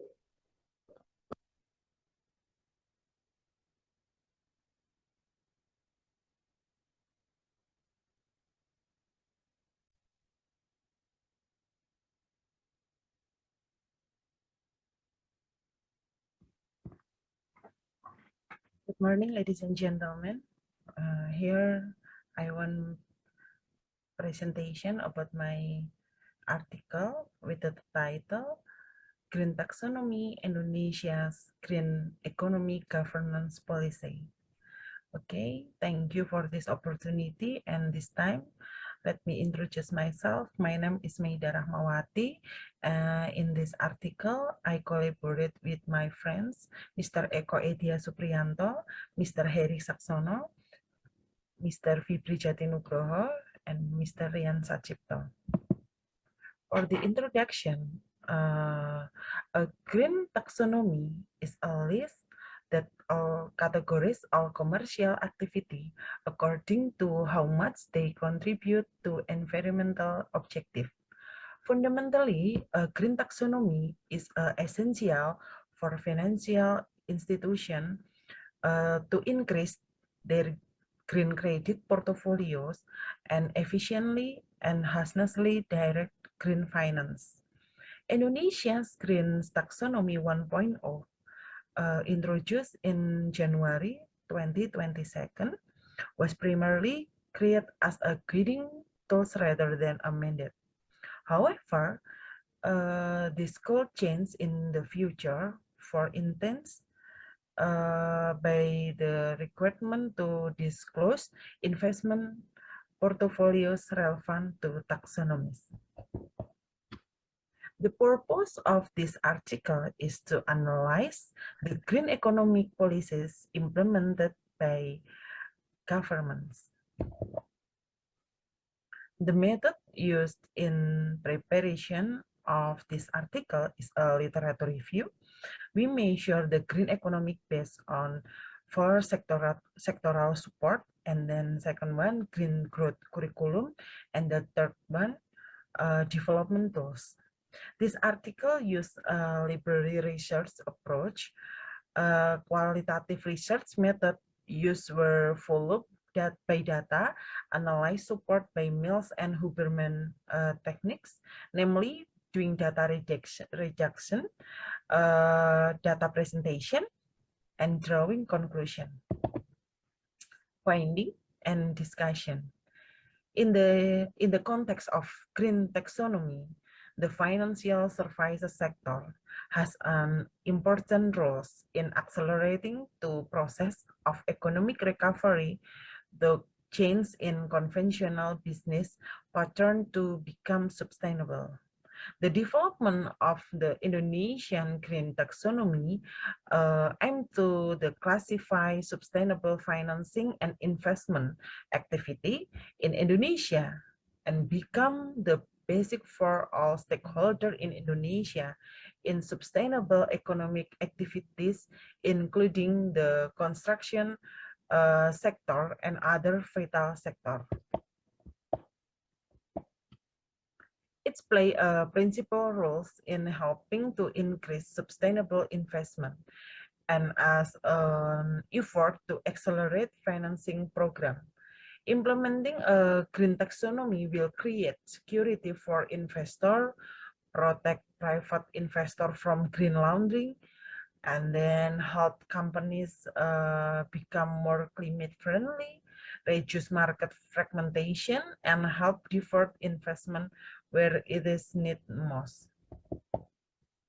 And then, based on the analysis, the sectoral support must have aspect of the green growth program promoting green investment in 3 priority sectors: sustainable energy, sustainable landscape, and green infrastructure in special economic zones.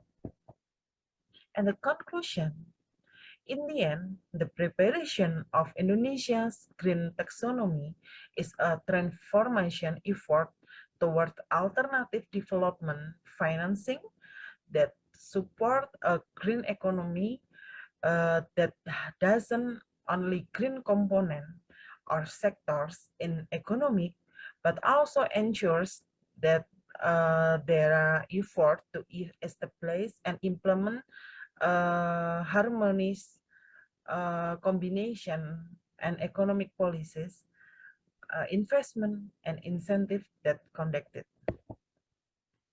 To be able to create sustainable development requires collaboration and synergy of all parts. Hopefully, with this Indonesian green taxonomy, business actors can immediately start implementing sustainable economic principles in the future to reduce depend on carbon, reduce environmental impact, protect vulnerable ecosystems, and reduce poverty, and improve social justice for inclusive and sustainable development. To rise to become a stronger, we need to work together to overcome climate change and the energy crisis. Thank you for listening my presentation. Good morning. Okay, thank you, Miss Maida Rahmawati, for the interesting Good morning, ladies and gentlemen. presentation. Okay, we hope that the second and the third presenters can present their research here, but they are not present in the Zoom room, and they have not sent any video to us. So we immediately open a Q&A session for our only presenter in this session. Okay, so is there any question or comment from member from the Zoom room, or maybe from our beloved reactors?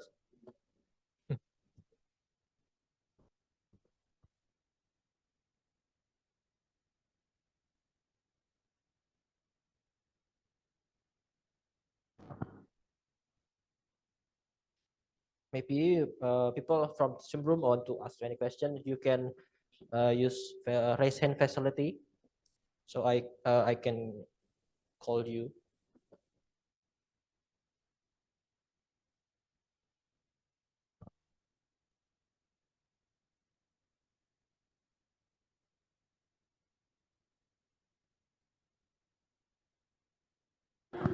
You want to give any comment?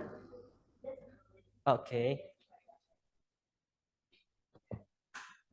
Excuse me.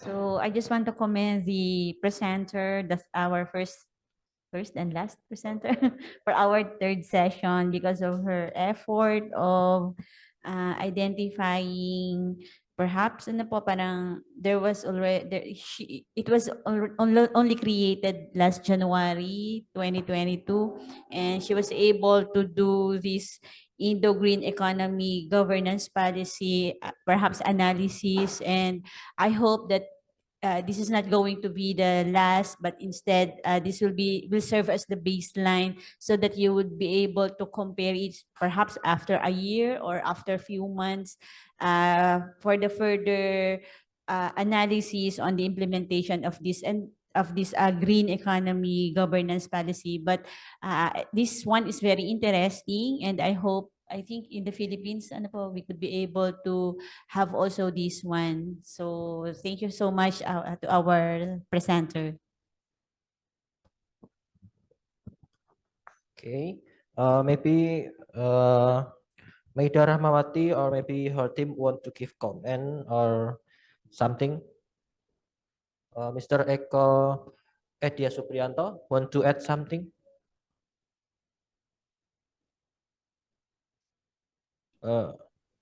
Okay, thank you for question. So we measure the green economic based on sectoral support and green growth curriculum and development tool. The result of this study are expected sectoral support from green growth programs so that encourage green investment in the priority sector, sustainable energy, sustainable landscape, and green infrastructure in the growth curriculum program refers green growth competencies development system of state civil apparatus, so that that apparatus can follow the policy and following the green development models. maybe this my we answer. Thank you. Okay, thank you, Mr. Eko Supriyadi for the sorry, Supriyanto for the comment. Okay, is there any more question or comment maybe? Okay, one more time. Is there any question or comment?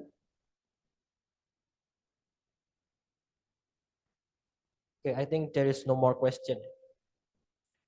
Okay, I'm going to remind the member from the Zoom room and this room to fill the evaluation link that will provide in the chat box or maybe in the screen.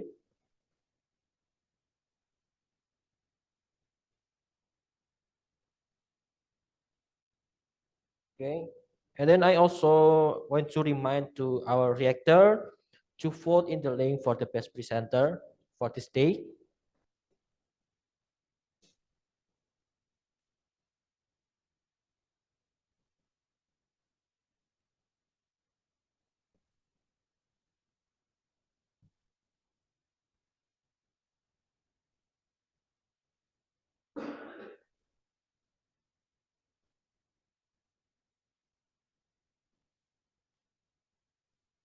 Okay, and now we are going to give a token of the appreciation for our presenter.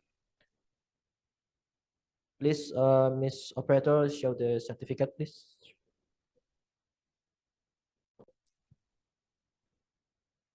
Okay, first for Dr. Rustina Untari, and then Mr. Azi Yanuarius Paul S. Phil M, Norbertus Labut TH, Nadia Ramadi SM, and then Dr. Anders M. Y. Dwi Hayu Agustini MPA, and then Maida Rahmawati SMM, and then Eko Edia Supriyanto SIP MSI, and then Dr. Heri Saksono MC, and then Dr. Fibri Jatinugroho STH MC,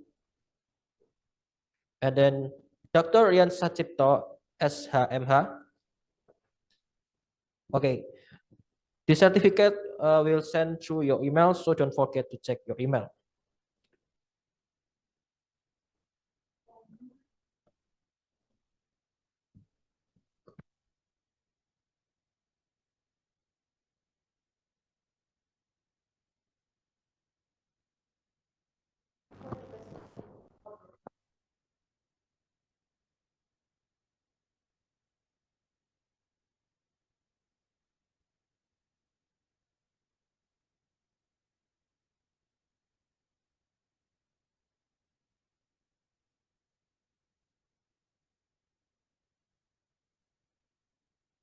Okay, now we go to photo session. So please, member of people of the Zoom room, to open your camera so we can take a picture together with us in this room.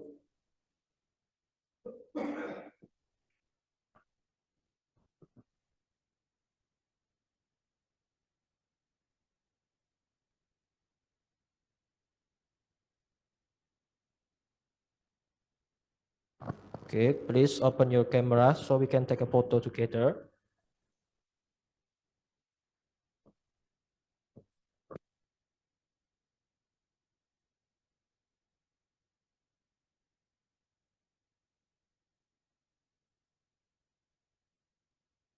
Okay, we are still waiting for Mr. Wahyu Nugroho.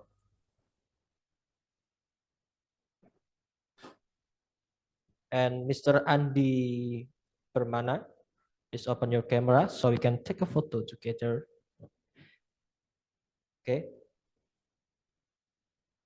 Miss Operator, are you ready? Okay. We are going to take photo in 3, 2, 1.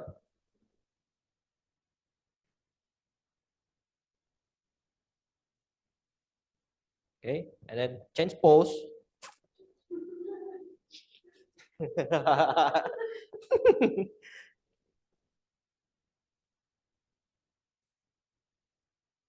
Three, two, one.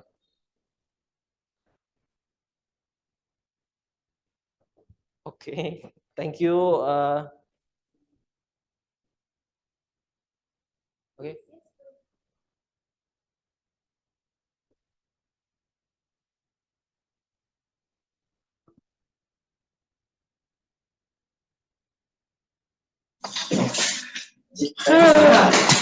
Good afternoon. Okay.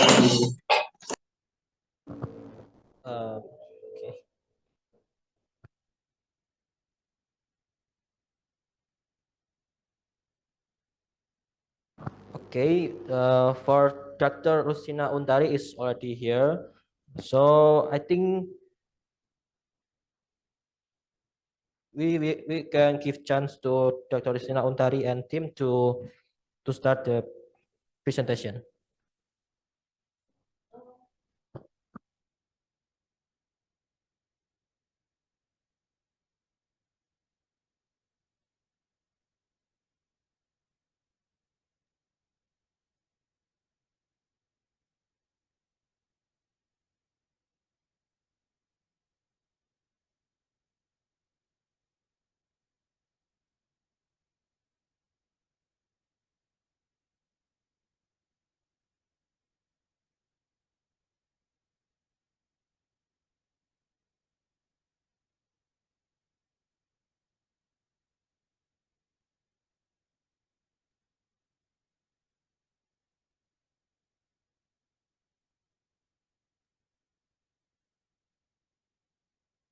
Okay, from member on the room, please wait for a moment.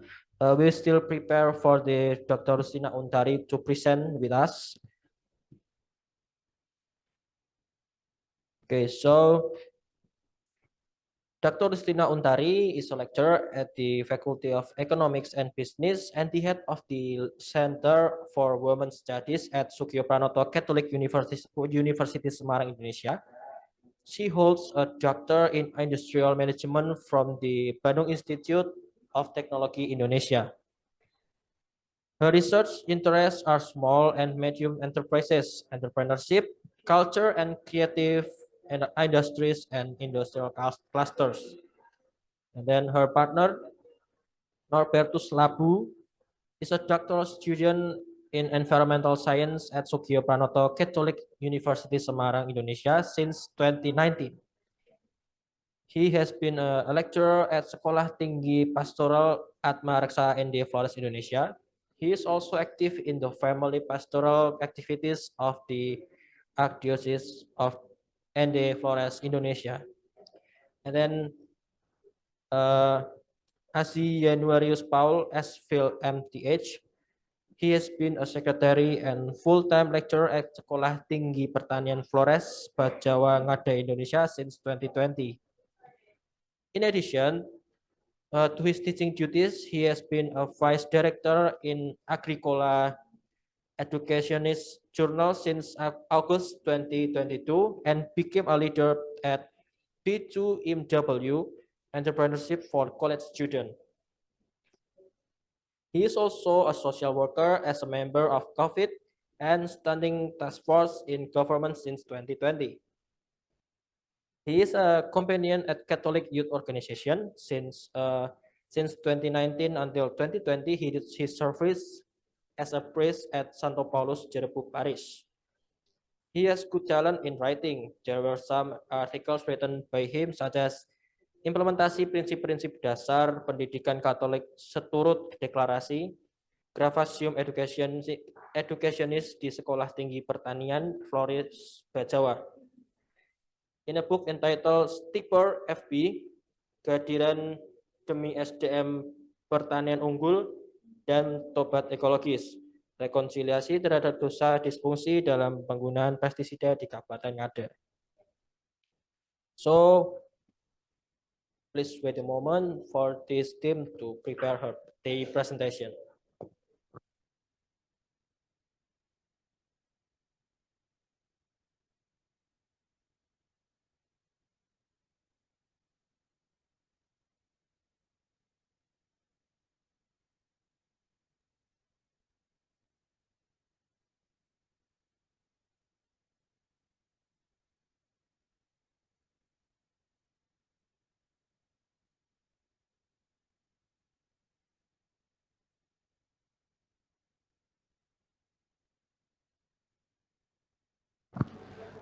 And I think I also see Nadia Ramadi, right? Is Nadia Ramadi here with us? Yes.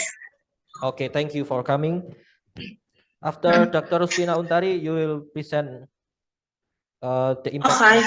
of expressive benefits and green attitude on green progress intention, right? Yes, right. Okay, so please wait a moment, okay? Okay.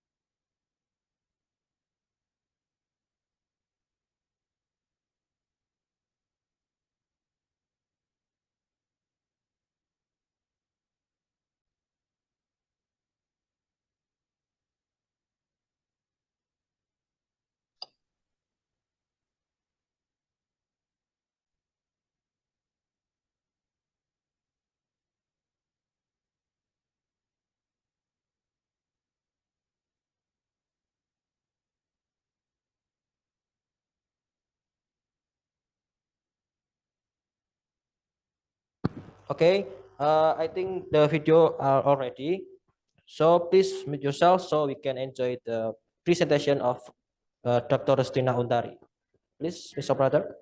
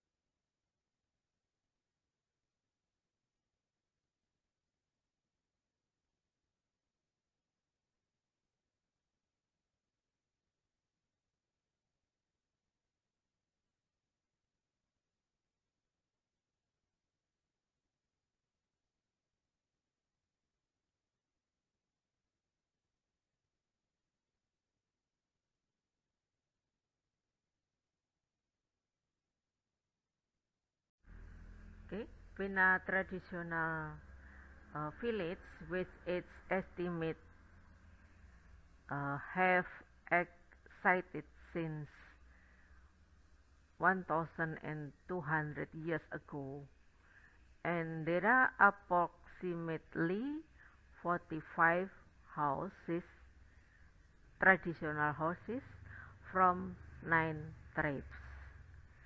They live in as a farmer and weaver, and weaving is solved by mother to their daughter and passed on to their successor for long time ago, from long time ago.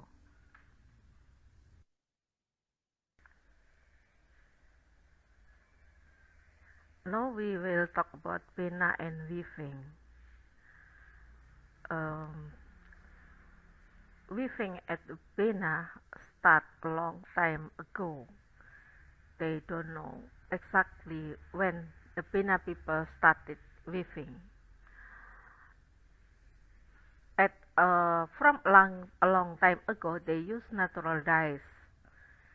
But when artificial color established, they change to use artificial color to do coloring weaving. Now, since 4 years ago, they back to natural dyes. So we call it a revival. And pena woven sell as a souvenir because the village has visited many people or many tourism every day. And also weaving activities is attraction for tourism at Pena.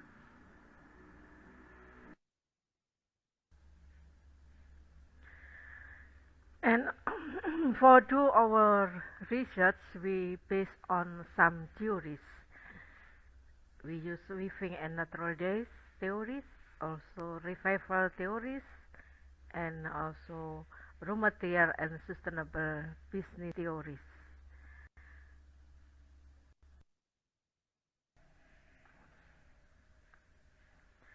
We visited this village to do interview and also observation.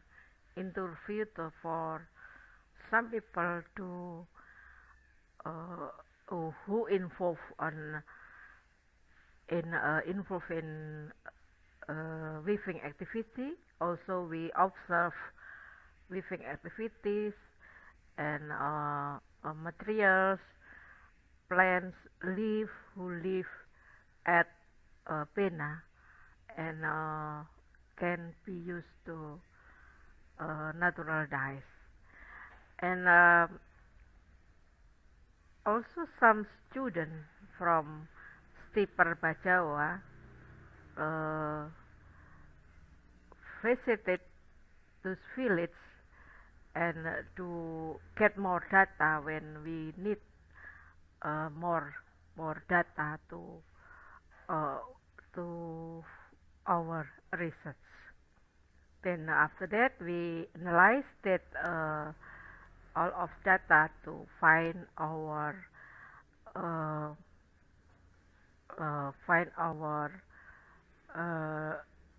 research outcome.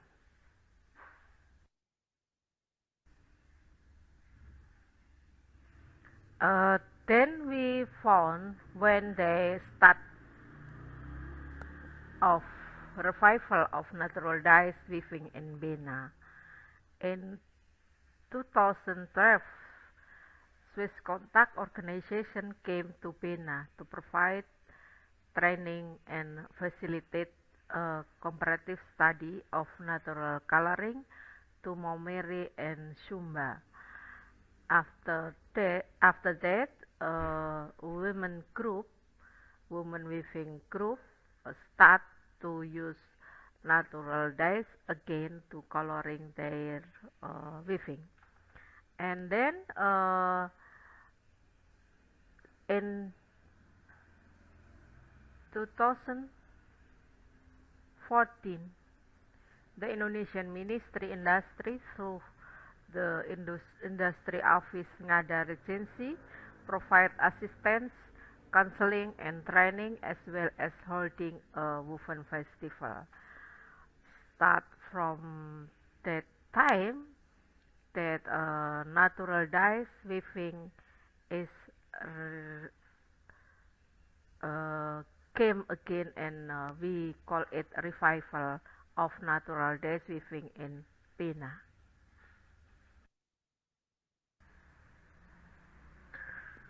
Also, we found some local resources. It means that they can use as raw material of natural dyes in Bena. Some of these are noni roots, mahogany skin, sepa wood, mango's skin, mango's leaf, and etc. and etc.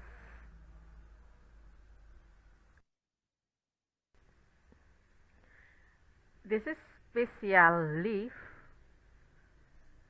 which we find it in Bena, lupa leaf. Lupa leaf used as a color fixation. Usually, some weaver not use lupa leaf for a color fixation because lupa leaf is because it's difficult to find lupa leaf in their location. But for Bena people, lupa leaf grow in the garden or in the garden near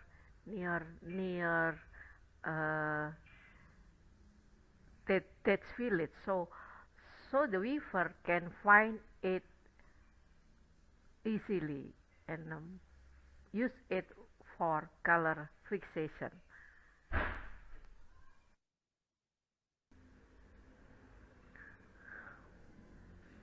Finally, we talk about conclusion about our research that we found that the ability of local resources is a factor to move on from synthetic dyes to natural dyes again, to revival, to use natural dyes again. And raw material and location will support sustainability business because they don't need transportation activities. Thank you. Okay, thank you, Dr. Rusina Untari, for the amazing presentation. Okay, so now we go next to the next presenter, Nadia Ramadi. Are you still here? Yes, I'm here. Okay. Can I share my PowerPoint? Okay, you can share your PowerPoints in a moment, okay? Okay, thank you. Okay, so Nadia Ramadi is Magister Management at Unika Sugio Pranoto Semarang, right? Yes, that's true. Okay. Before you start the presentation, I want to remind you, Ken. So we give you time around 12 to 15 minutes, and then during the presentation, participants are invited to post any question and comments in the Zoom chat room by mentioning to which researcher the question is addressed. Or as an alternative, it is better to ask the question directly. Then we suggest you to use the raise hand facility in the Zoom room. When time is available, we will choose who should direct the question. Okay, so Nadia Ramadi, please start your presentation. Thank you. Hello, I'm Nadia Ramadi. I will present about the impacts of self-expressive benefit and green attitude on green purchase intention. The reason I do this because study on green behavior has widely conducted and indicate that consumer intention toward green product has been continuously increasing. Higher intention toward green product creates new market and encourage company to be environmentally responsible and ethical. And consumer use green product more extensively and want to pay higher price of a green product.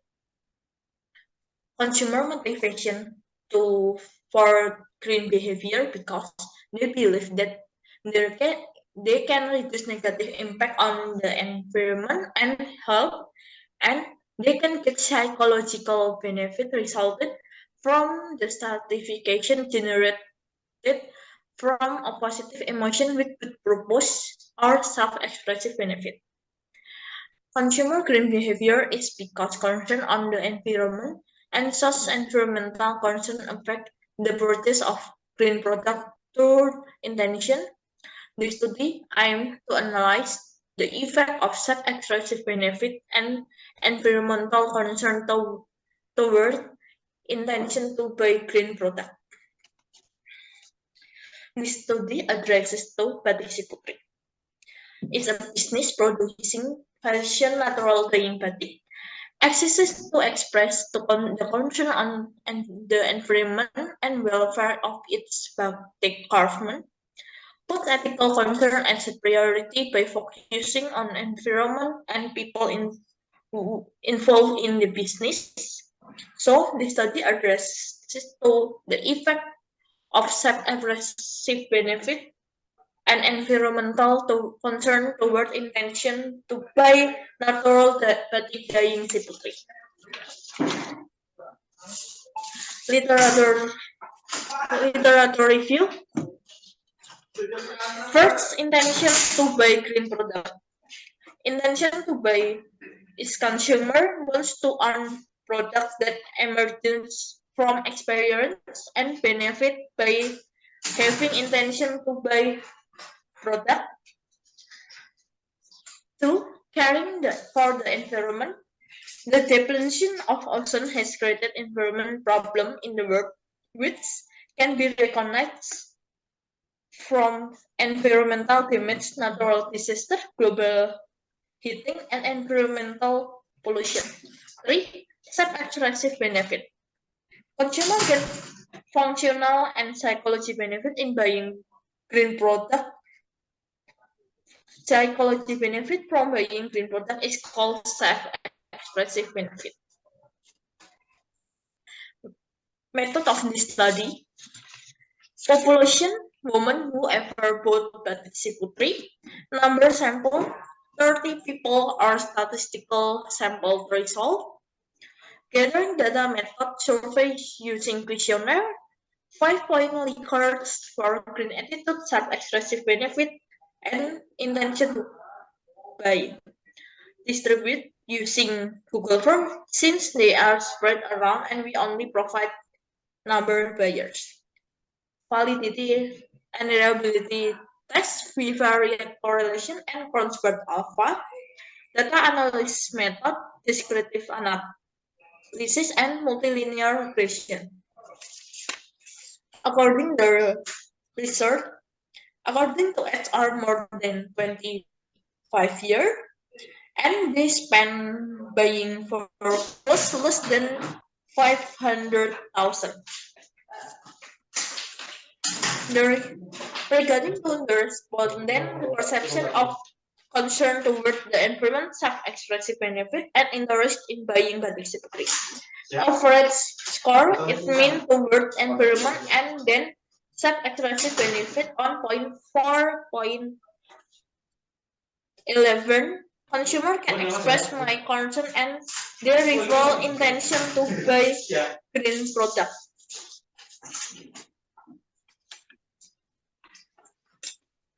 Before to confirm this result, multiple regression was applied and the statistical has the model fit using adjusted R-square resulted by 0.864. It can be stated that the model is good, that this ANOVA test also confirm this.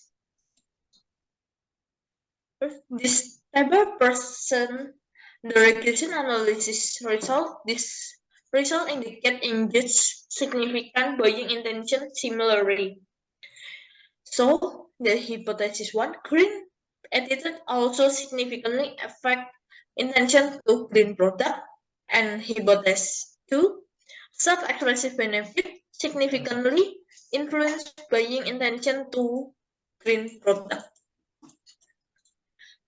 Based on statistical result, we can conclude that green attitude and self-expressive benefit have a positive and significant effect on buying intention to Siputri natural dyeing batik. Furthermore, we can see that consumer having more concern toward the environment will greater interest in buying the batik Siputri, and it happen to self-expressive benefit. It also concludes that more consumers trying to achieve social status through green consumption and willing to pay higher for a green product for the reason of self-expressive benefit, the higher their intention to buy Siputri natural dyeing batik.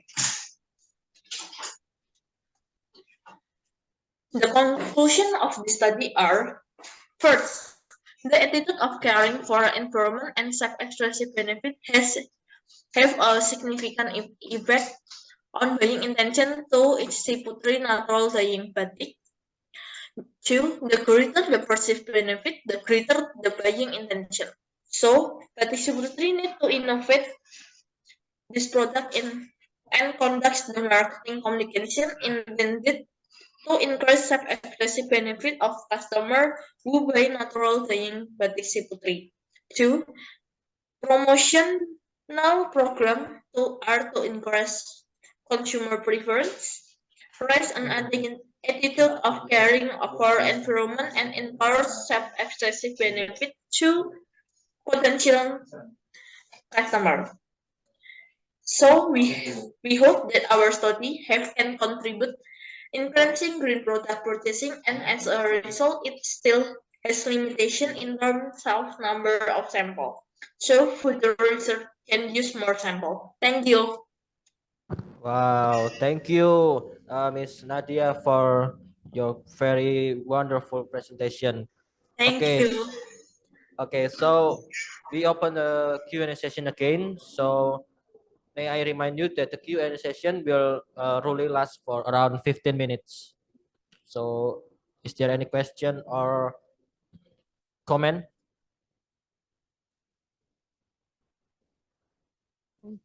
Sir, I have in the chat box. Sure. Okay. Okay, I think the chat room first. Yeah. Yes, sir. Okay.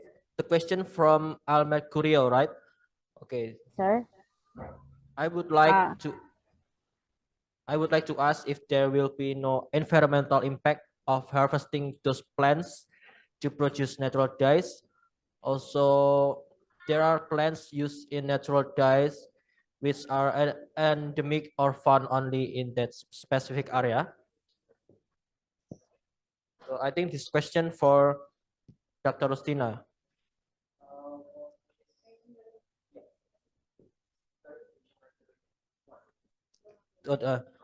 Ahmed Curious said that I would like to ask if there will be no environmental impact of harvesting those plants to produce natural dyes. Also, if there are plants used in natural dyes which are endemic or found only in that specific area.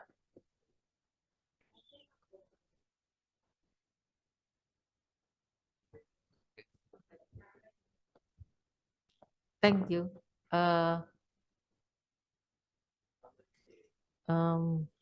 Mr. Almer Courier.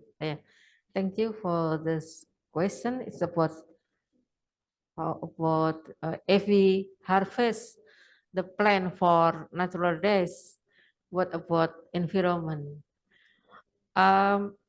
For natural days, we only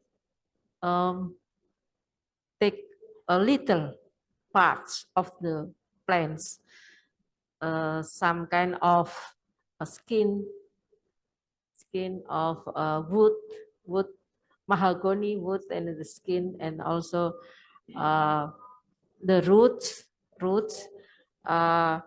If they harvest the roots, it's more they have to not harvest all of the roots. They have local knowledge that people should not harvest all of the roots if they need roots for natural days.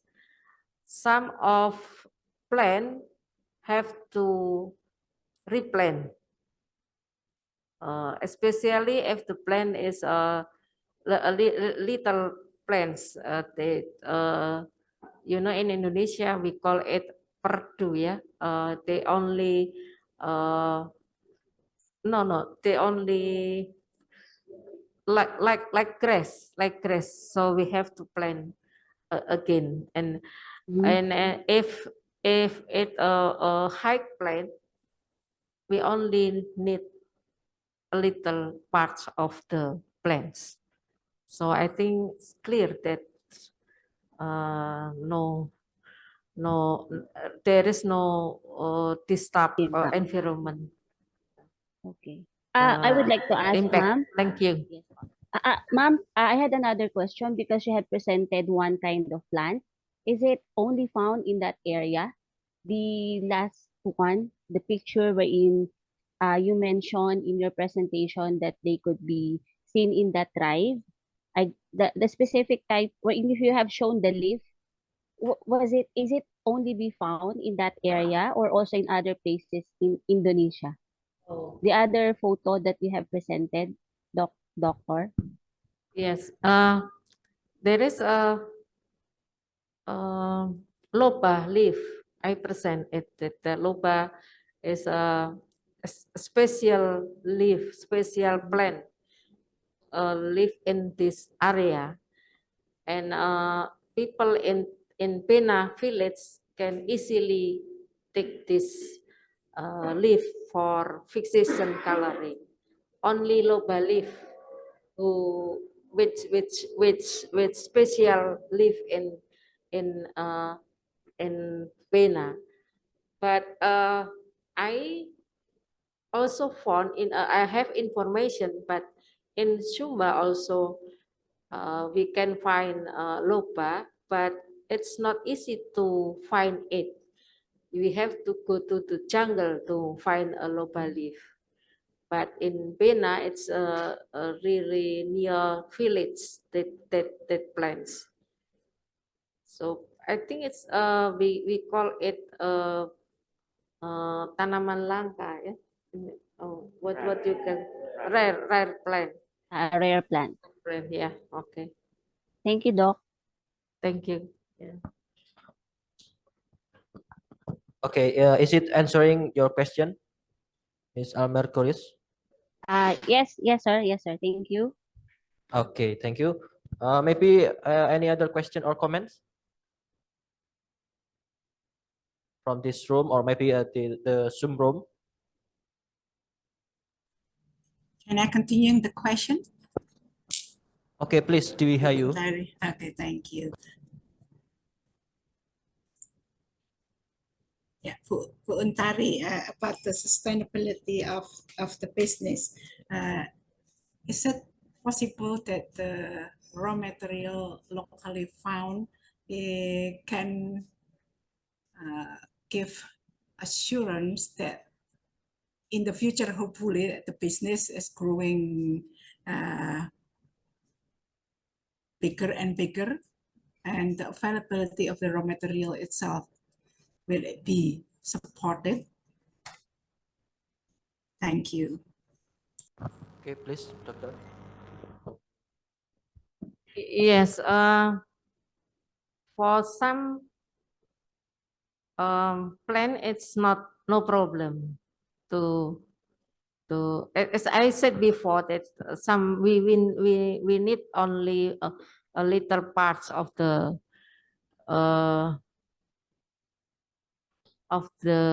plants, maybe only 1 kilo or 2 kilos of the skin of the mahogany plant. But some of them, some of the plant we have to replant, as I said before, like indigo plant. We have to replant it by their seed. We call it, there is a seed of indigo and we plant it in some area in this village. So it's, yeah, I think it's enough for, it's okay, the information that you need, yeah. That I don't know if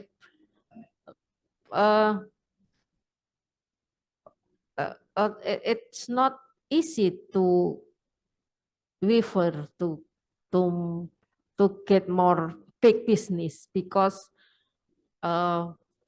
weaving process is not easy. So, and one piece of weaving it can be the process is maybe need 1 week. So it's not easy to make weaving product and muscle product. So I think we not wonder about the sustainability of raw material of dyes coloring. Thank you. Okay, thank you, Dr. Dari. Is the answer satisfying you, Ms. Dwi Hayu Agustini? Yeah, thank you for the answer. Okay. So, is there any question again? Okay, Mr. Guyamin. Okay. Mr. Guyamin want to give a comment. That was a very good move indeed to tap the tribe for the new technology from their old technology, old materials. Now that's new technology. Have you have any information whether they had the tribe who is doing that had already applied for patent for their product? Because it has become a issue that there may be some companies who could use that and benefit on that. We asked it, but we asked about patent, but they said that it's not mine. It's mine. It's come from our nenek moyang, ancestor. Yes. So they don't want to make it their patent. I don't know. I don't.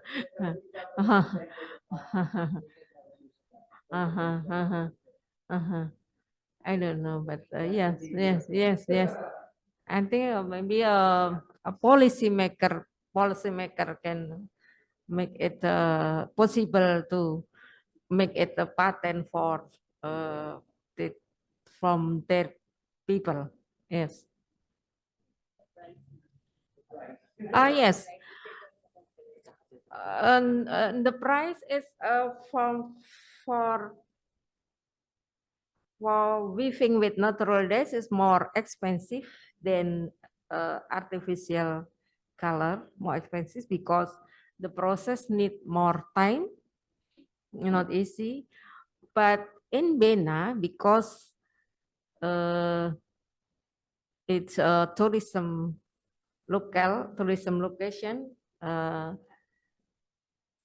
also some people from abroad come, they make it more a little than usually they use for them. For this is for souvenir. So the price is more can be more reasonable, and tourists can buy it for souvenir. Yes. Yeah.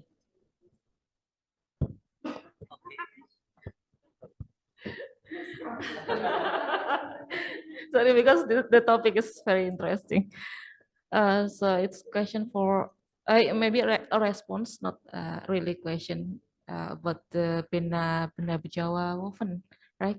Actually, my question is similar to the first about the conservation about the natural dyes, but maybe I change the question because I'm interested about the people, the local people around the village where the woven product is made, like the maybe we can say it's a craftsman, right?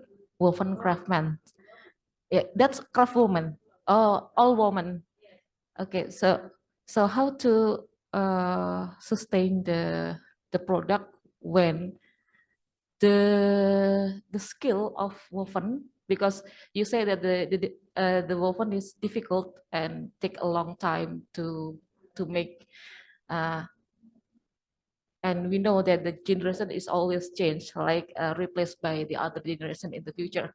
So how to sustain the people to continue the woven product?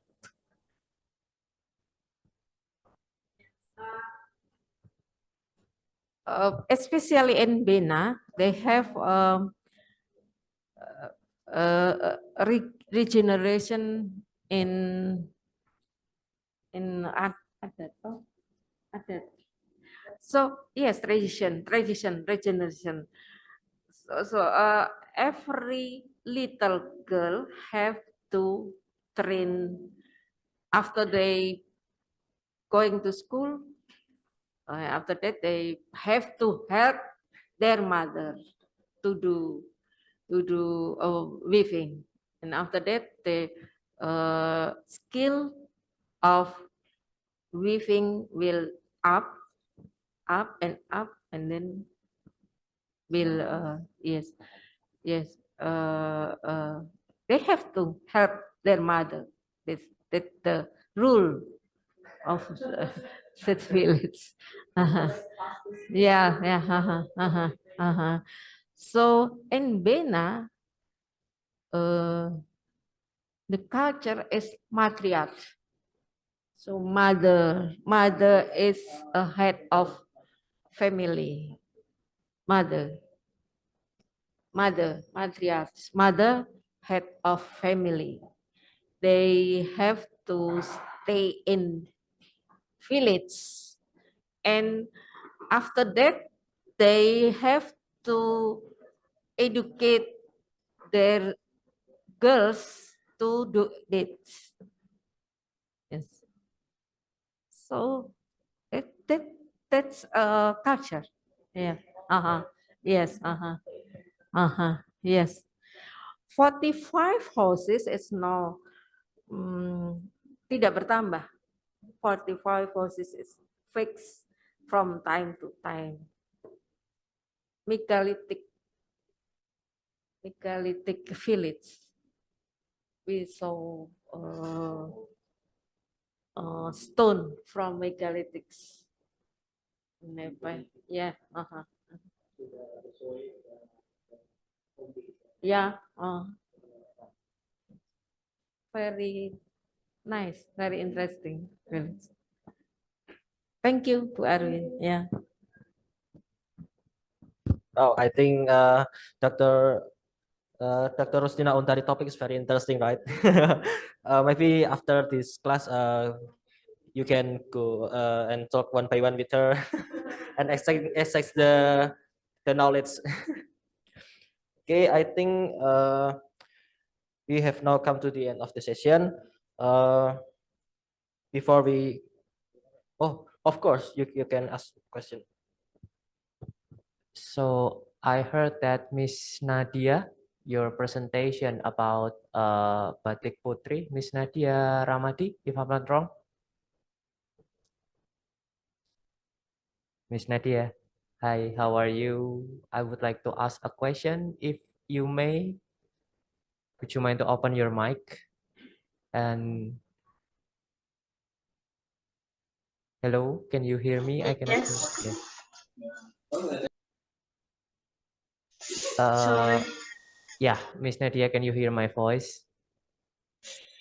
Yes, I'm in here.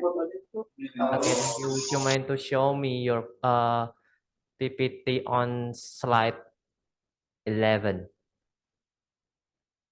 Okay, wait. Yes, slide 11.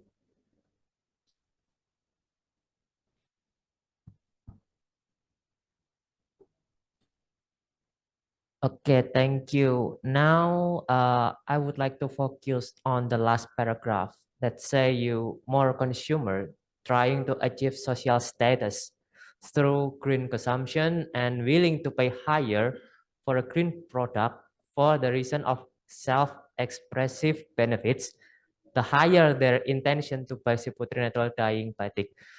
So it means that the customer willingly to pay how much or how many, or it in this case they can throw the money to achieve their social status. Is that what you want to express from the last result?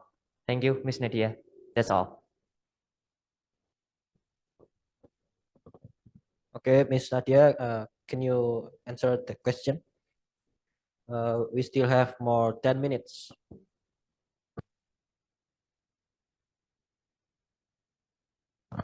Hello, Miss Nadia, are you here? You still with us? May I help her to answer the questions?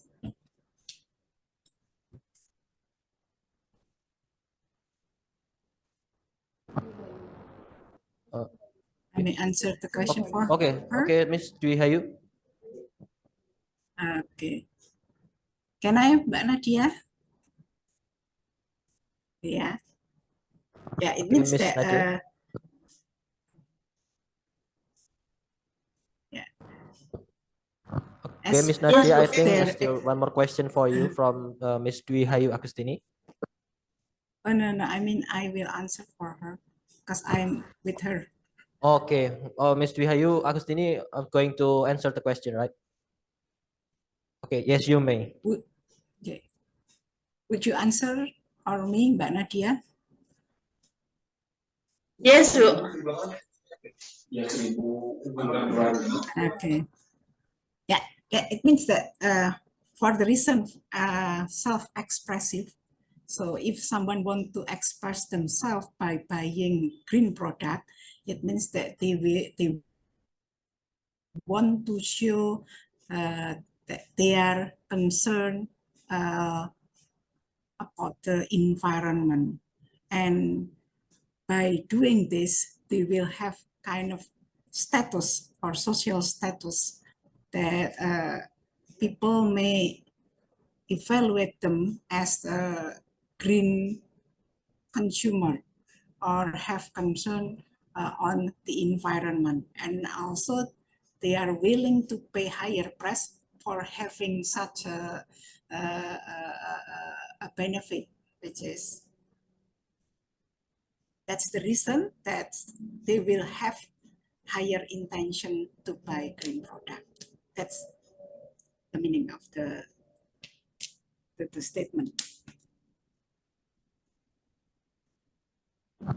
Okay, thank you, Miss Dwi Hayu Agustini, for the answer.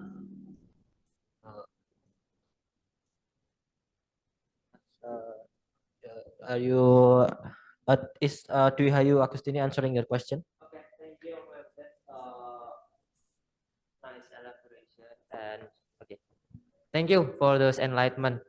But then that is in the another person point of view. But us as the buyer, as the customer, is that social status make us, what is it? Can I say proud or pride that, oh, I use this one as a green product and I'm a green person. So how about the customer itself, not the eye of the other customer that look at us? I think that means, ma'am, thank you. Okay. Yeah, that's the consumer perspective. As the consumer, they will act such thing. That's the basic for their behavior to, or sorry, for their intention to buy the green product. Not if you differentiate from customer and other person, yeah, the other person, not the consumer, may think, oh, you are the green person who have concern for the environment. By having such point from others will give the consumer higher status, what is called like that. May I answer that? Yeah, thank you, ma'am. That's all my question. Thank you very much. You're welcome. Okay, due to the limited time that we have, so may I close this Q&A session? Okay, before I close the session, I want to remind you to fill the evaluation link that already provided in the chat room. Or for Dr. Untari, please don't forget to fill the evaluation link that provided in the Zoom room. Okay. And then for the member from the Zoom room, also don't forget to fill the evaluation link.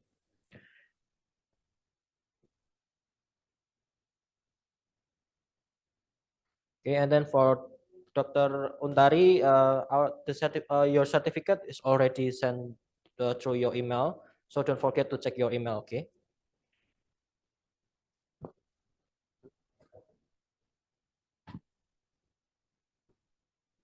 So after this, we are going to take a photo again because we have complete people in this room, in this session. So I hope people in the Zoom room can open your camera so we can take a photo together one more time. Okay. For Dr. Untari, okay, I'm sorry. We are going to take a photo together with the people in the Zoom room.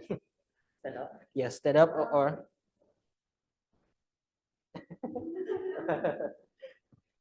okay, so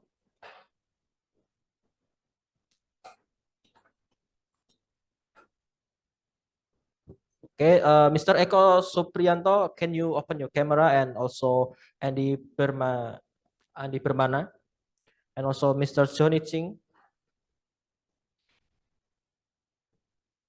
Okay, I think you are all ready. Miss Operator, are you ready to take a photo of us? Okay. We are going to photo at 3, 2, 1.